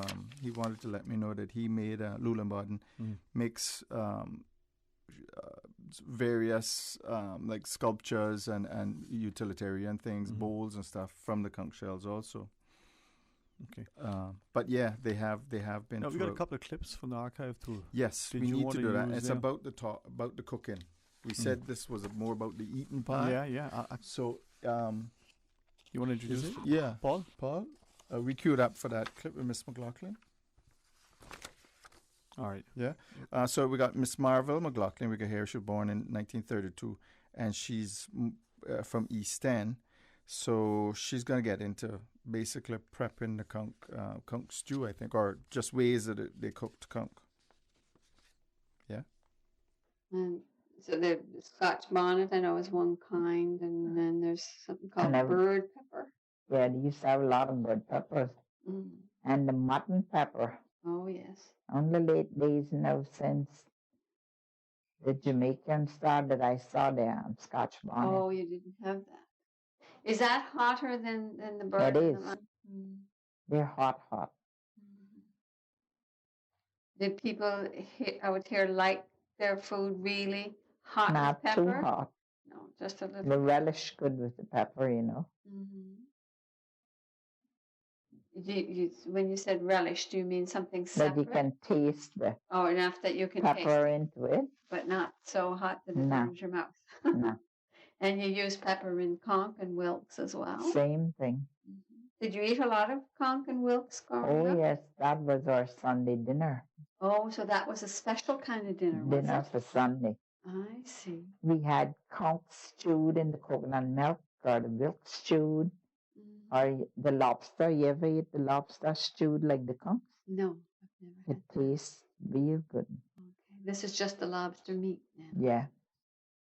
Boil that coconut milk down with pie, just how you do for the conch, Yes. and put your onion and pepper in that, and then cut up your lobster in pieces and throw it into it. Tastes real good. So you'd have that on Sunday. That was something This special. Sunday dinners. And who would go out and get the conch and the wilks? Well, all the mankind, they would go fishing Saturday, and they would bring, when they come from fishing, they would stop and jug up some conchs, or they'd stop on the reef and pick a little basket of wilks, or they'd strike a lobster. And when they get home, then you would boil the lobster and put it up till Sunday morning, then you pick it to cook for dinner. Or you would pound the conchs and scald them and cook them for dinner Sunday, or the wilks, they would put them on, scald them overnight and jug them out and cut them up for dinner Sunday. Now, the wilks So- is a lot of work too, isn't it? Yeah. You had a... They were the three main dishes for Sunday: lobster, conch, and wilk. And through the week they eat fish. Right. And that was one of the, exercises of Ray's adventures and expeditions over the National Archives, and we appreciate them From their memory immensely. bank and their oral history program. All right. Got a couple of calls, but the clip before we go to the calls. Yeah, Ray. just quickly, some words she said in the relish. That's relish pepper. Well, just the term relish Relish, also. yeah. That food has got good relish, or you explain that. Basically, flavor, strong, notable flavor, taste, good relish to it. And notice she's not adding no celery, no tomato, no what else. You might get away with green pepper. No, not even green pepper. Not for me. Well, straight up. That's I think a gray area. No, that's not too bad. No. Okay, No. onions, yes. Good. Just salt, pepper, onions, and some pepper, Relish black pepper, pepper, some and mutton then peppers, relish as she pepper. said. And then she also talked about somebody jugging up. Go jug some thing. That is an African word, poke, stab, jug, Joog, jug. And scalding, she talked a lot about scalding. We just talked about scalding, and that's basically tenderize the thing. And this thing could go over 2 days. Like I know my mother makes scalds the conch beforehand, and again that coconut based thing for even lobster. That's something that we don't hear a lot. I haven't experienced that thing. But let's take the call because Good afternoon. Thank you for calling. Hello. Good afternoon. Good afternoon. Yeah, good Afternoon, sir. How are you? All right, how you doing? Oh, blessed. And yourself? Yeah, I'm blessed. You doing any jugging or anything? And what? Any jugging of conchs or anything? Yeah, I know a little bit about conch. Yeah. I can remember when we go up on that bar in West Barcas, Mm-hmm. get our boat, and just throw them in the boat. We up a little bit of waste and water, and as the catboat keep getting a little, we push off a little further and load her up right like that. That whole plan for the boat them those days. Mm-hmm. Now you wearing mask or you just No, we didn't have the other masks. Just we didn't have diaphragm. We just put our head under the water and we turn and get them and throw in the boat. So you opening your eyes under the water, you just feeling from? You can keep your eyes open, or you can, or so planful you can keep your eyes closed. Wow. Yeah, and that's where we call Conch Point now, no? Around our Barcas area now. Yeah. Mm. Yeah, that's the flats and stuff. Yeah, but hit the Barcas and. Yeah, that's it. What time period? What was the sort of the last time you did that now? Yesterday.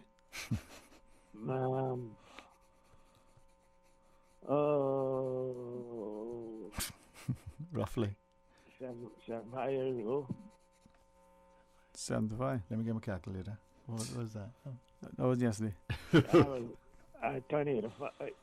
I was 87 Saturday going. So you were preteen or teenager then, doing that? Yeah, the last time. That together. Your calculator might be right. I was up getting some feed the other day for the phone, and the Jamaican asked me how old I was, and I told him I'm a 34 model, about 1934. Mm-hmm. He put it on the calculator and say, "Now you're 70." I said, "I better check that feed you put in my car."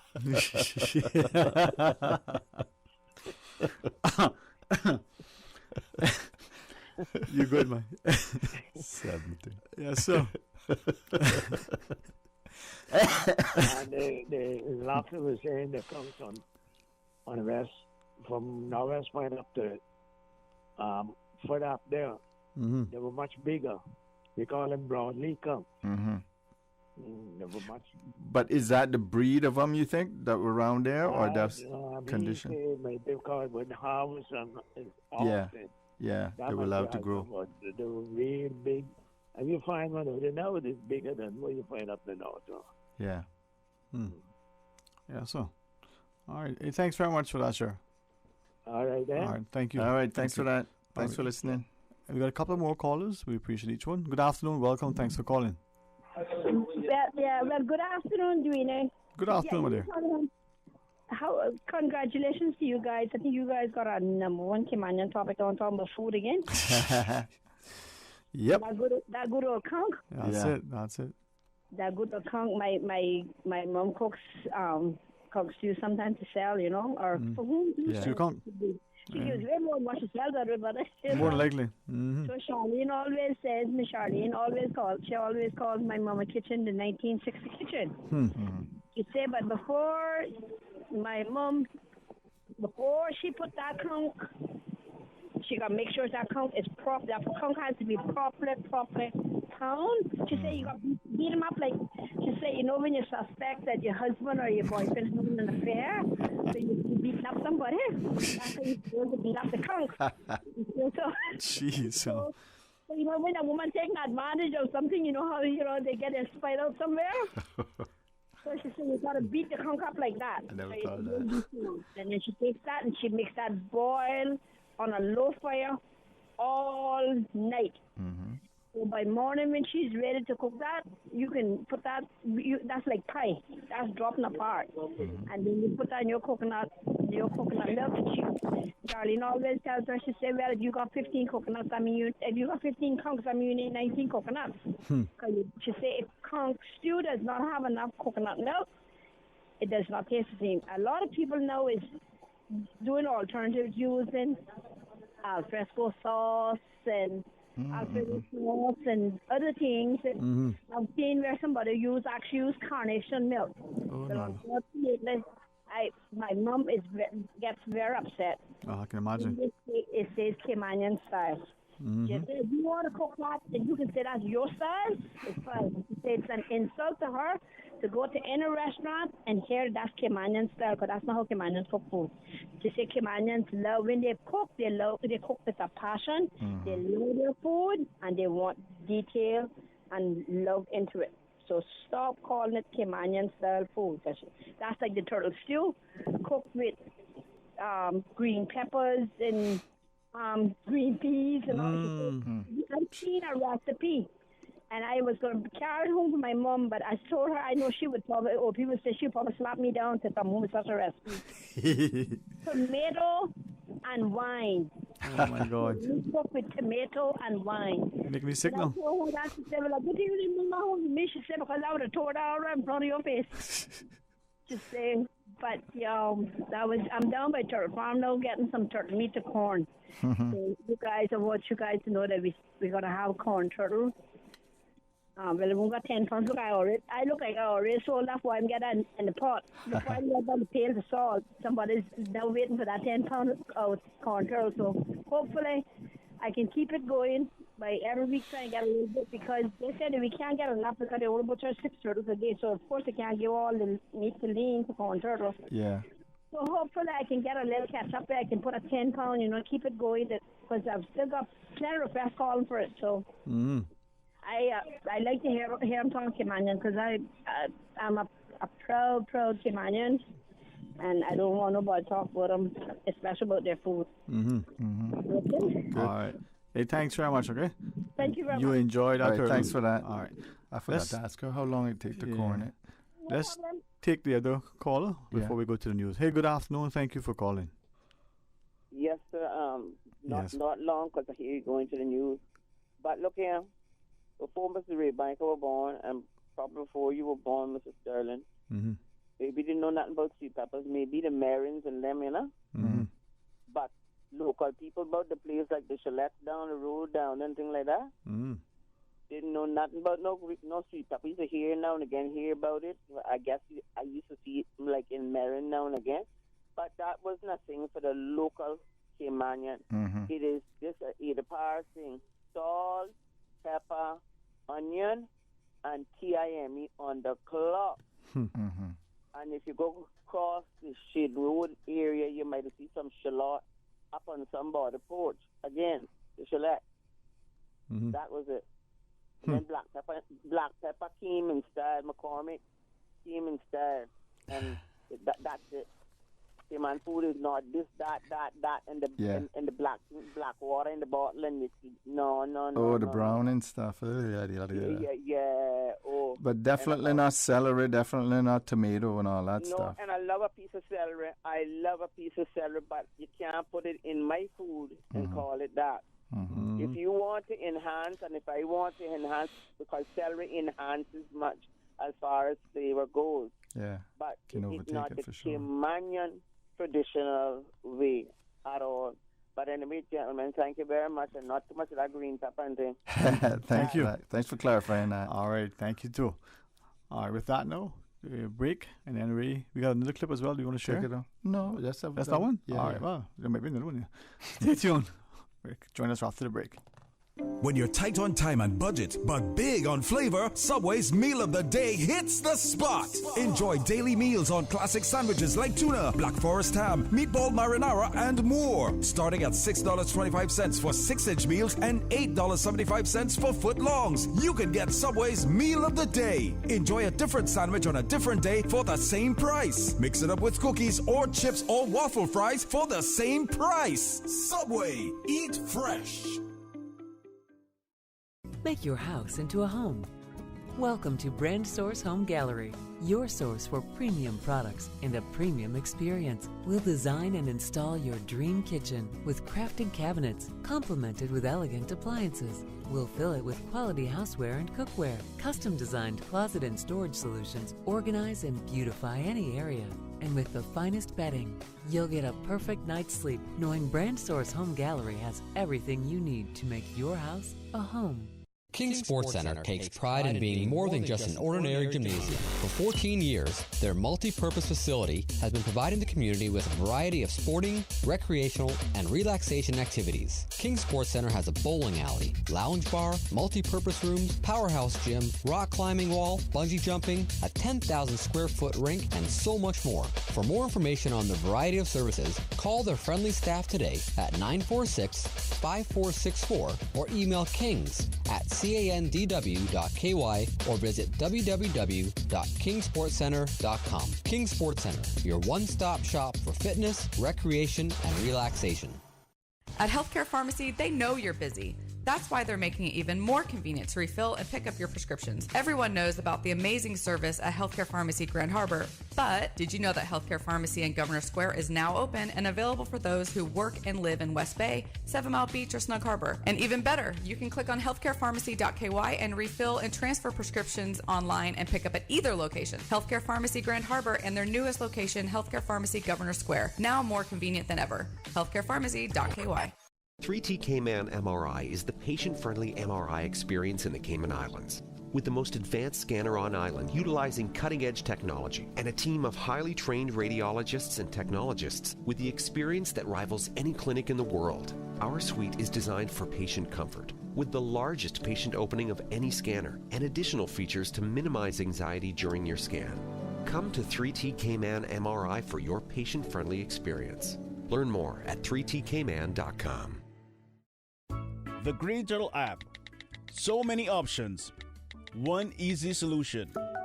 All new subscription feature to automate your weekly, bi-weekly, or monthly top-up. Makes your life easier. Never lose a number again. Keep your children on budget. Yes. Make sure you can stay in touch with your loved one. Woohoo! No hassles. Green Turtle makes it easy. Take a ride on Cayman's Green Turtle Express.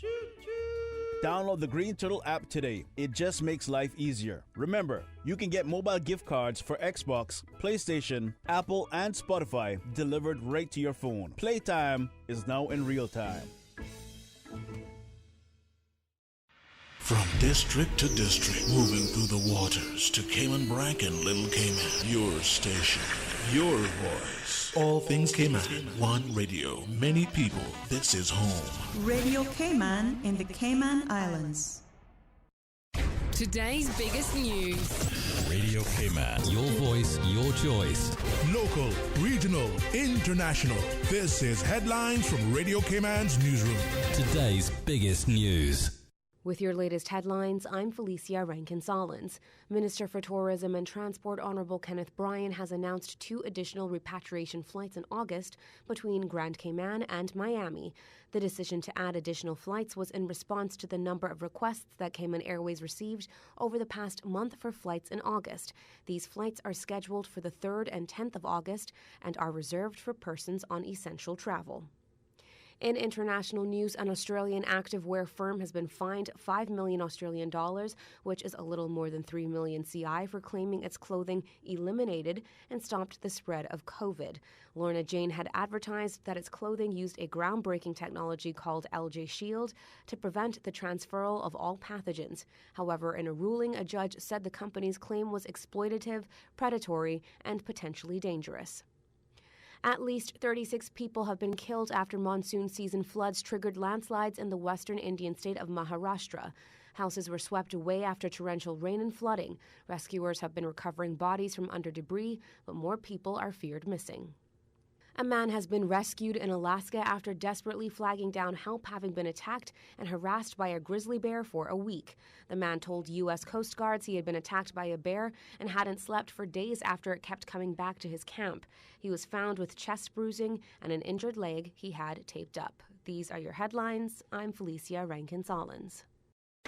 For the latest in news and information, Follow Radio Cayman on social media, Facebook, Instagram, Twitter. Download the Radio Cayman app or log on to our website, radiocayman.gov.ky.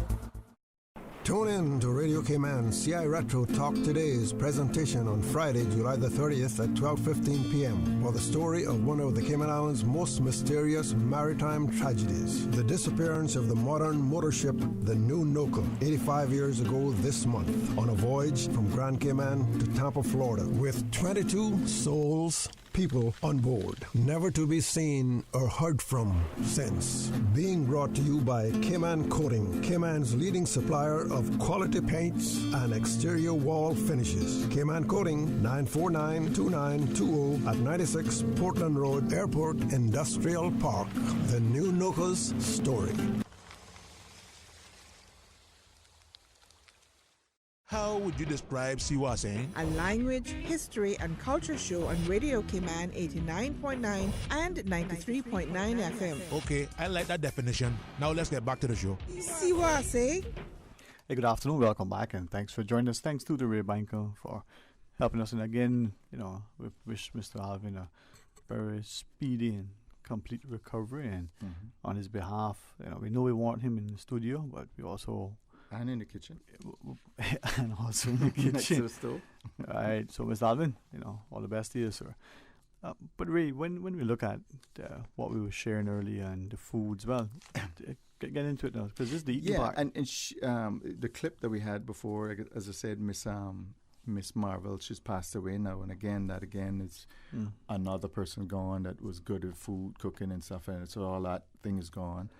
And again, we really should be, I implore you to, if you got a family member, like the last caller saying her mother cooks, we call it, I hope that caller is in the kitchen with her cooking, can do her own dinner just as good or almost as good as her mother's. Yeah. It'll never be as good, but we can get. Yeah. Well, then you take the place to that. It'll be like the next generation go, oh, nobody can cook like my. That's right. Even though they're not as good. So that's just how it goes. What was I going to say about that? Miss Marvel, what was she saying? Like I said, she seasoned it too. She used the mutton peppers. Yeah, she went into the pepper. She went into the peppers. You definitely need like a seasoning, at least a seasoning pepper. She said not too hot. Like I'm not a hot. What flavor? Yeah, flavor. I have to have that. Yeah, good relish is what she's saying. And we are known for that, I mean, it shows with our standard of the all of the chefs that are coming in now and stuff. And I didn't realize it until one of my foreign girlfriends came in, and she was just saying, like, it was a big thing to go out and get a good meal. Like, she went away, brought people here and stuff. And it was like you don't appreciate it until you go somewhere else. Right. And you just go, oh, the flavor. This 4-star restaurant is like, over here. But as far as shared too, you cooked with love. Yeah. She emphasized that. Yeah, it had to. Yeah, she definitely emphasized good relish. Yeah.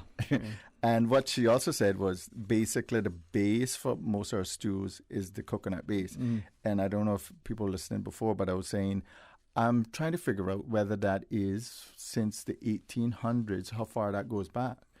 I know the indigenous had some sort of stew. They had actually a pot that kept on going, as in it was like a never-ending pot. Like you took a scoop of whatever you did last and put into this new pot.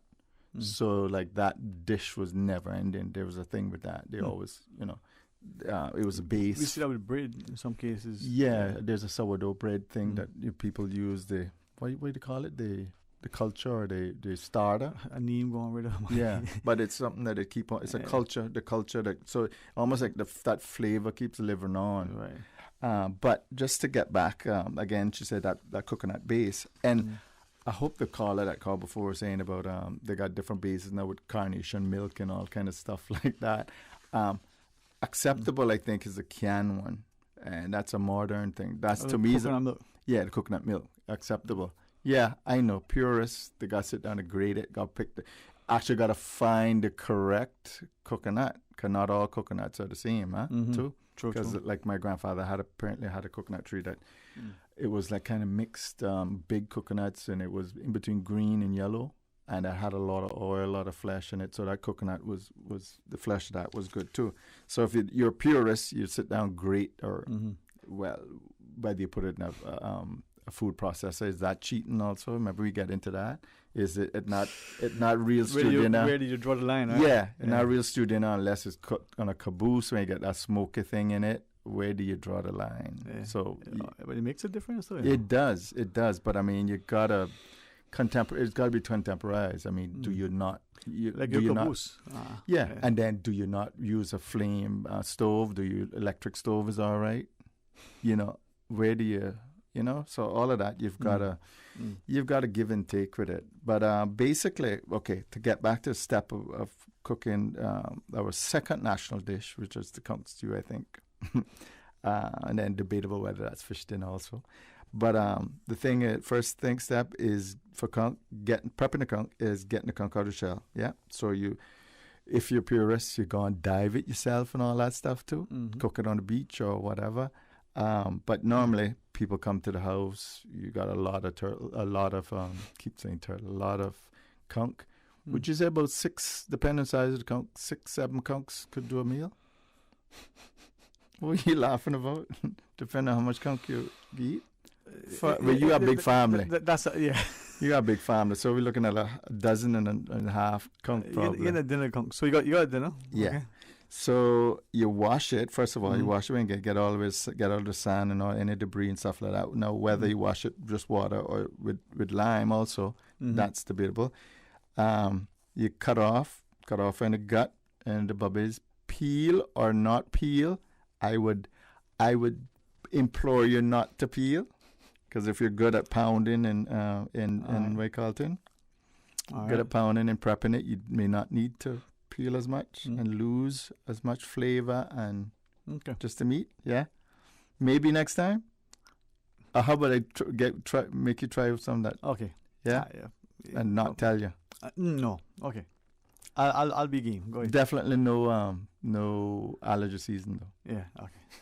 Yeah. Okay. So tenderize the conch, and again we talked about that might be the reason, because West Bay is apparently not good at the pounding part. You tend to tenderize it. At that point, you remove the horn, because you need the horn to hold it pound. Okay, so no scorching it or nothing. You don't wake up after you pound it. You don't. No, you pound it. You got to tenderize, right? Then you. Yeah. Now, do you cut it thin? That's the thing. No, but my mother doesn't. You just put the whole conch or the pieces of the conch. And the thing is, tenderizing the conch, you can over tenderize it, and it boils away. It mashes it up and it basically boils away.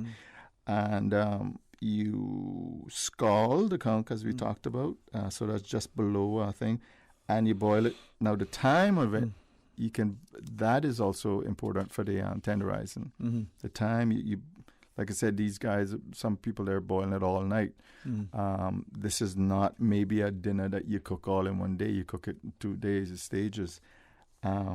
So scalding it, and you throw away, you scoop up all of the stuff, the froth on the top, and that's the slime, and that's where you get the bad taste and stuff like that. And you throw that away and you start boiling it again. So it's scalded maybe for around about 2 hours, I guess. And then you got jug to test it. You got jug to test it to see how, especially the thick parts, see how tender it is. And then, like I said, if you want to, it makes if you do peel off some of the areas, it makes the skin easier to peel. And after that, now you can, if it survives, salt, lime, and some pepper, which I don't think, but also some butter for me. You cut it up into like 1-inch pieces for the stews. Now, I've seen people who just put in the big chunks of it. That also came up in some of the oral history stuff. And then now while you're doing that, you're starting your rundown part, which is the turtle, why I keep saying turtle, the coconut based stuff, and then that's got some onions in it. Now I would suggest mashing up some of the onions too, because there's a thing that happens, I don't know if you know, where if you just cut onions, they're not as the antioxidants or the nutritional value of it. There's something that happens when you crush an onion and crush a garlic as opposed to cutting it. Have you heard that? I know when it releases certain things process in the nutritional value, or certain enzymes or stuff doesn't happen until you start crushing it. All right. So you got a combination of crushing and slicing. We have a call on line too. Right? Okay, let's take that then. Hey, good afternoon. Welcome. Thanks for calling. Good afternoon, Sterling Dean. Good afternoon, Mr. Banker. Good afternoon. Good afternoon, sir. How are you? Boy, listening to your Conch. Making you hungry too, huh? Well, I don't eat it anymore. It's been years I haven't eaten it. Yeah, I don't eat it less either. No, I don't eat it at all. I haven't eaten it in over 30 years. Is this allergies or personal? No. Religious. Okay. Religious, yeah. Yeah. Well, I can take yours. Yes, you can. But you get in the can, right? Hmm? You can get in the can, right? The can of conch. Yeah, the scallops. Yeah, man. Honestly, they taste very similar to the conch. Yep. That's what I'm told. Yeah, my mom would cook it with the sea pie as well. Mm-hmm. And it's good. But I have seen the conch done in many different ways. Mm-hmm. I've actually seen it peeled myself. So can I ask you, you're a peel person or not peel when you were eating it? When I was eating it, it didn't matter to me because I was very, very young. Mm-hmm. I'm still young, but not very. But yeah, I preferred it when it was just scald. You just scald that, run lime over that, yeah, and you're good to go. Yeah. But yeah, I've seen it. You say many different ways, and with the coconut rundown, oh my goodness. Mm-hmm. Yeah, the more coconut you use, the better it was. Mm-hmm. Definitely. And that's even with the fish rundown. Mm-hmm. And a lot of the older people, if you say rundown, they'll run you down too because there was no rundown with fish stew. Yeah, that was a question too I had. Yeah. Fish dinner, yeah, it was a fish stew. Mm-hmm. Dr. McFeel has said that the name rundown came because whenever they braid kind and stuff, we got to add more and Kiwi, so they call it the rundown. But I don't know. I've grown up knowing it as fish stew. Yeah, me too. Fish stew. dinner or dinner. Yeah. Yeah. So, important to appreciate that. Yeah, the pepper. If you cook the conch with the pepper, you want it to be able to taste the pepper. Yeah. But not overpowering. Yeah.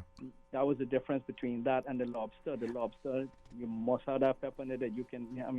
You're crying when you do it. Yeah, and now you said the taste of that's not necessarily the heat, the flavor you're talking. So, right. Yeah. Right. You know about going mutton peppers? Yes, I do. I'm be serious. I think my mom looking for some. Yeah, I know my brother has some in the Brack. I don't know if you have any here. Yeah. But he has plenty of them in the Brack. If you can arrange that, man, I think she would like that. I might be. I'll see when he's going up next, and I'll get him to bring some for you. All right, I appreciate that, man. Send that down to her. Yeah. Put it in an offering plate and pass back to her. He grows like what my uncle would say. I can't repeat over there. But in the Brack you can grow anything. Yeah, man. Yeah, it's a good. Seriously, man. That's a place that we should really look at that as being our breadbasket. I think we're missing an opportunity there. But I got my piece, so I'm not worried. Yeah, man. Anyway, thank you. Keep being conked out. Yeah, man. Yeah. Yes. Thank you very much. Thank you very much. And right. have a wonderful weekend. Blessings to you. You too. All right, thanks. Mr. Fox, we got a final break. Mind when we come back. You got more stuff to share with us about the conch? Yeah, just and then maybe we can get a conch dinner. All right. Yeah. Stay tuned. Hopefully. Busy. Feel like there's not just enough hours in the day. Savannah Pharmacy, service to make your life easier. Now you can WhatsApp your prescription order to 929-5045. And pickup is just around the corner with everything your family needs and convenient opening hours including Sundays and holidays. WhatsApp your prescription order to 929-5045. Savannah Pharmacy, wholesome values with modern conveniences. Explore your history. Explore your land. Explore your sister islands, the ultimate staycation experience. Your culture, your freedom, the land that time forgot isn't gone. It's your sister islands. Discover all that our sister islands have to offer. The HSA Specialist Clinic has relocated to a new, modern, state-of-the-art facility at Smith Road Center to offer you a better patient experience. Receive care from top specialists in chiropractic, complementary and alternative medicine, neurology, ENT, urology, pain management, and more. Our orthopedic and telemedicine clinics remain at the Cayman Islands Hospital campus. Please remember to bring your own face mask when visiting any HSA location. Visit our website, hsa.ky, to learn more. At the HSA, you matter to us. When I was growing up in Cayman, Sundays was always a big day for our family. Everyone would go to Granny's house for Sunday dinner after church. Even today, I can still smell the aroma of all the delicious food we used to eat, especially the hot, fresh baked bread smothered in butter, topped off with our favorite pan cheese. These days, I don't have enough time to cook and bake, but I do my best to carry on the Sunday tradition of family meals, and being able to get hot, fresh bread with no preservatives or additives from Caribbean Bakery is a big help for me. Shh, don't tell them, they still think I baked it. Caribbean Bakery, now delivering every Sunday to McGrath's grocery store in Eastern Avenue and Marina Drive. Caribbean Bakery, made Cayman fresh. See what Sayin is a special feature of Talk Today with contributions from the National Museum, a language, history, and culture show on Radio Cayman 89.9 and 93.9 FM. See what Sayin? And welcome back. Thank you for joining us, and thanks to the Ray Banker for, not just today's show, but, every day in and out, the amount of work you do. And if I might just say thanks to the National Archives in particular for allowing you to access and for being patient with us and working. It's a partnership, and for what it's worth, Ms. Trisha, you and the entire team over there, we guys appreciate you much. But Ray, but yeah, just getting back to the whole fish dinner, the conch stew, conch dinner. So the rundown part, now, if we can call it that, or the stew part. Add your base liquid is your coconut milk. So you're grating the meat of the coconut. Like I said, for me, acceptable can. You can use a can. I mean, some people like the powder as well. Yeah, the powder. What's that one? Powder, then you mix it? Glasgow, whenever. Yeah, you mix it in. Okay, now I've come across that. What I do is the can, but I can actually add some of the grated thing to it, so you can. Pretend. You can still get a little crunch. Yeah. So onions and pepper and salt are the basic things. And like I said, we're getting into the crushing some of it, and then some sliced onion or quartered onion. No tomatoes, no carrots, no celery, nothing like that. Debatable is the green pepper. Apparently, that's a no now for hardcore people. Yeah? It's a no. It's a no. How much coconut now is what I again this not, is not much this depends on the size of the pot. Because it depends now. Like I like a lot of gravy with my thing. I don't like it go down. I don't like it thick clump up, and that also has to do with the sea pie. And now my fish dinner, I like that light. I don't like a lot of coconut thing. Like the last caller said, thing. My personal preference, I like it lighter, thinner. For your the broth stew conch, when you rice and beans, just the bread kind. How you do? My father was saying, "Oh no, none of that. Crushed potato or breadfruit or just something the bread like kind. that." Yeah, no rice and beans. Yeah, wasn't that? No, just the bread. But kind. I mean, I think now it's white rice, but I mean now I do think for the protein. I use rice and beans more for protein. If I prefer it, like your father, I don't see it. I prefer the bread kind of it, so I'll mash it up into it. So which one? Breadfruit, potato, anything? And sweet potato, yam. Well, that's and your sweet potato is the green one, not the yellow, not the orange American yam. No, that kind of greenish purplish one that we get here. The one that we grow here is a difference, right? So sweet potato, not yam, some cassava, breadfruit, some plantain. Now, I have a cassava, to me, was like a waste. Like, what's the point? Yeah. But it now is, I don't like the dry one. Now, the steamed, well moist cassava, not too much, not all the string and stuff in it. I got a good appreciation for that. I always love cassava. But hold on, is it like the dry one I'm talking? No. Yeah, no. It's really like a gooey. Yeah, almost like the cassava cake. Yeah. I can. Yeah, that now, that now I appreciate it. But then the dry one, the kind of boiled by itself and not in the thing. I didn't see the point of that. Actually, I didn't see the point of breadfruit either, because this is a town thing now. Towners get green. I don't know if you know that green breadfruit. The young breadfruit, and it's basically like a potato. Like, I didn't appreciate. Again, I was like, "What's the point of this?" So you use green banana in bottlers? I'm not big on green banana either. Okay. I don't green or bottler. All right. I can do a dumpling. Yeah, but not big on them. Porridge, green banana porridge or bottler porridge. Yeah, didn't like that much. Huh? Personally, I didn't like it that much. No, my aunt used to make it for me all the time. Yeah. Bottler tarts either. Coconut tarts. Coconut. Bottler tarts, as in when it's ripe? Yeah. Or? Yeah. Plantain tarts, bottler plantain tarts. tarts for sure. Yeah. All But right. anyway, all right. So get back to now the base of this thing. So you boil that. You add that to the liquid, to the coconut milk and the onions and the pepper and the salt. Good relish. You got to taste it first. Think if you got to look out with the salt, because if you kind of Color? Yeah, if you kind of taste the salt how you want it, the final thing, it's gonna be too salty, because as it reduces. As you go, but don't add a lot of. Yeah, you always put in. You can always. My father, I couldn't remember if I put in any salt, so I added more or pepper. Right. Let's take this call. Hey, good afternoon. Welcome. Thanks for calling.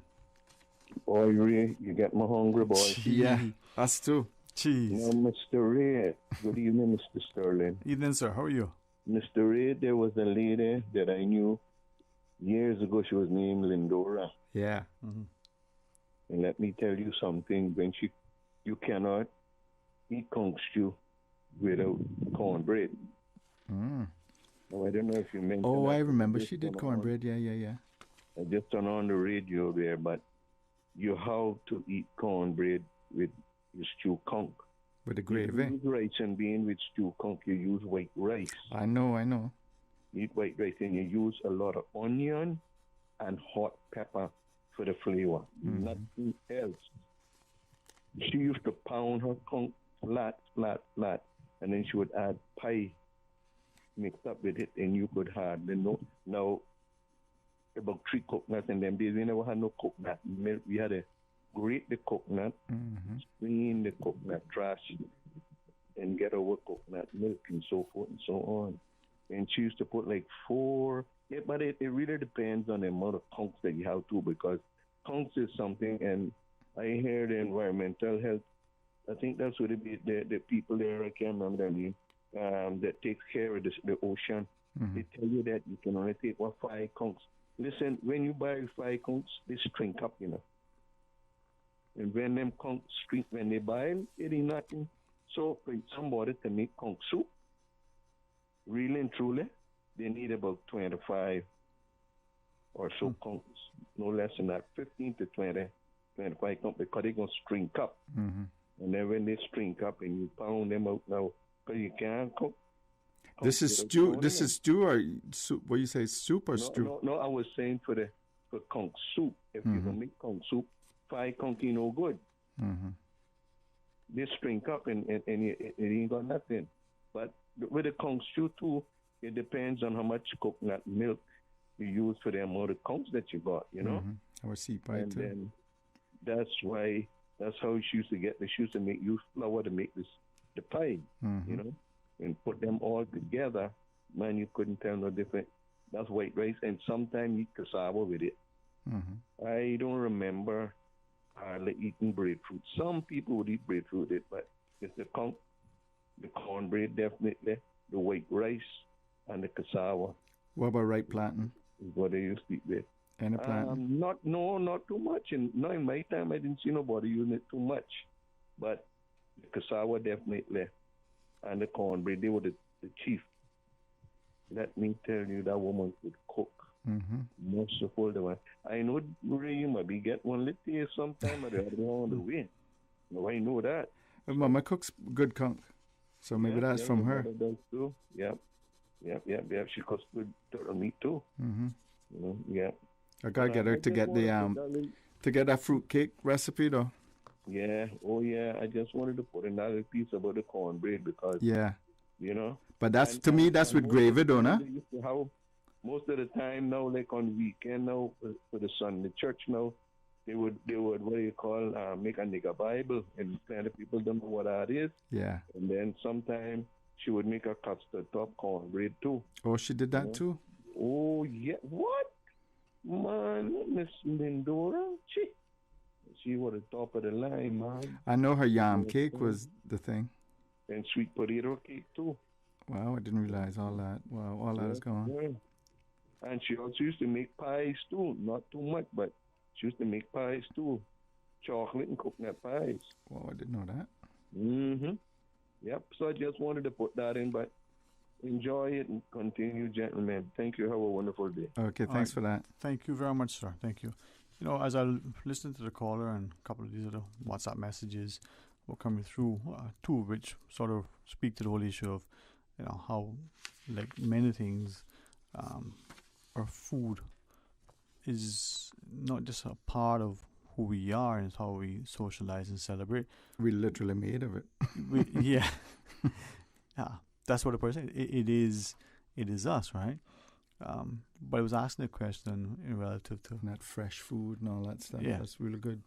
All right. Well, maybe in closing, we remind people the conch season is now closed. Yeah. It doesn't open back up until the 1st of November. Yeah. And it goes all the way to the end of April. So do not take any of the conch. I just see right now they're breeding, so you wouldn't want to. Yeah. I mean, this is end of July, so we just got August and September, October. We'll get there soon. 1st of November, the conch season opens up again, so we got time for the eating part. Good for Christmas and New Year's, right? But just to finish up, your sea pie. Now we got to get into that sea pie at some point. We got to get into that.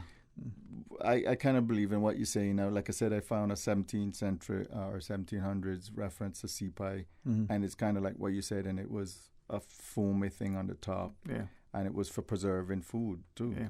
And that one I always had synonymous with turtle. But I think you can use that for beef and everything else too. Yeah. So, but then bring to boil after you put that in that big pot of coconut milk. And you've got your all your pieces of conch and stuff in that. You bring that to boil, reduce the simmer for about 1 to 2 hours, you say? And then probably at the last half hour, you add your sea pie sea pie / flat dumpling, according to Doreen. Yeah? And because and you gotta make sure the thickness of it. Too much, like I said, too much of it, you can kill your gravy. It takes up, it gets all clammy, and I hate that part. Too little of it, it just gets boiled away. Too thin, it boils away. And just the right amount, huh? Yeah, right amount, right thickness. Like I said, in the last half hour, and then the glorious event, you serve that with your bread kind. Yeah, man. Ray, always a pleasure, man. And next month we'll do it. To our listeners, as we continue our culture, join Mr. Locks and myself next Friday as he tell you about the Nunoko. But the Nunoko, good vessel, huh? They're a part of our heritage. But we thank you for helping us with this, man. It's amazing and it's truly an invaluable contribution. So people start to appreciate more and more what we have. Like I said, that's just one topic of our out of our culture. Eat responsibly, eat in fellowship. There's nothing like breaking bread. I think it's and just wait. Like I said, there was a big. You've probably seen some of it online or heard some of all the poachers, like 100 odd conch taken. So that's 100 odd conch now breeding, which is anyway. All right, people, please be safe and enjoyable and productive, and have a wonderful, have a good weekend. Have a good rest of the month. God's willing, we'll see you on Monday. Later. Until then, be blessed. Talk Today is brought to you by Subway, open 24 hours in Countryside, Anderson Square in Georgetown, and Centennial Towers in West Bay. And by the Ministry of District Administration, Tourism and Transport. Explore your history, explore your land, explore your sister islands. And Savannah Pharmacy in Countryside Shopping Village. Convenient opening hours, including Sundays and holidays. See what I'm saying? See what I'm saying? See what I'm saying. It happening every third Friday on Talk Today. Jointly produced by the National Museum and Radio Cayman. A language, history, and culture show. Remember, it's every third Friday on 89.9 and 93.9 FM. See what I'm saying?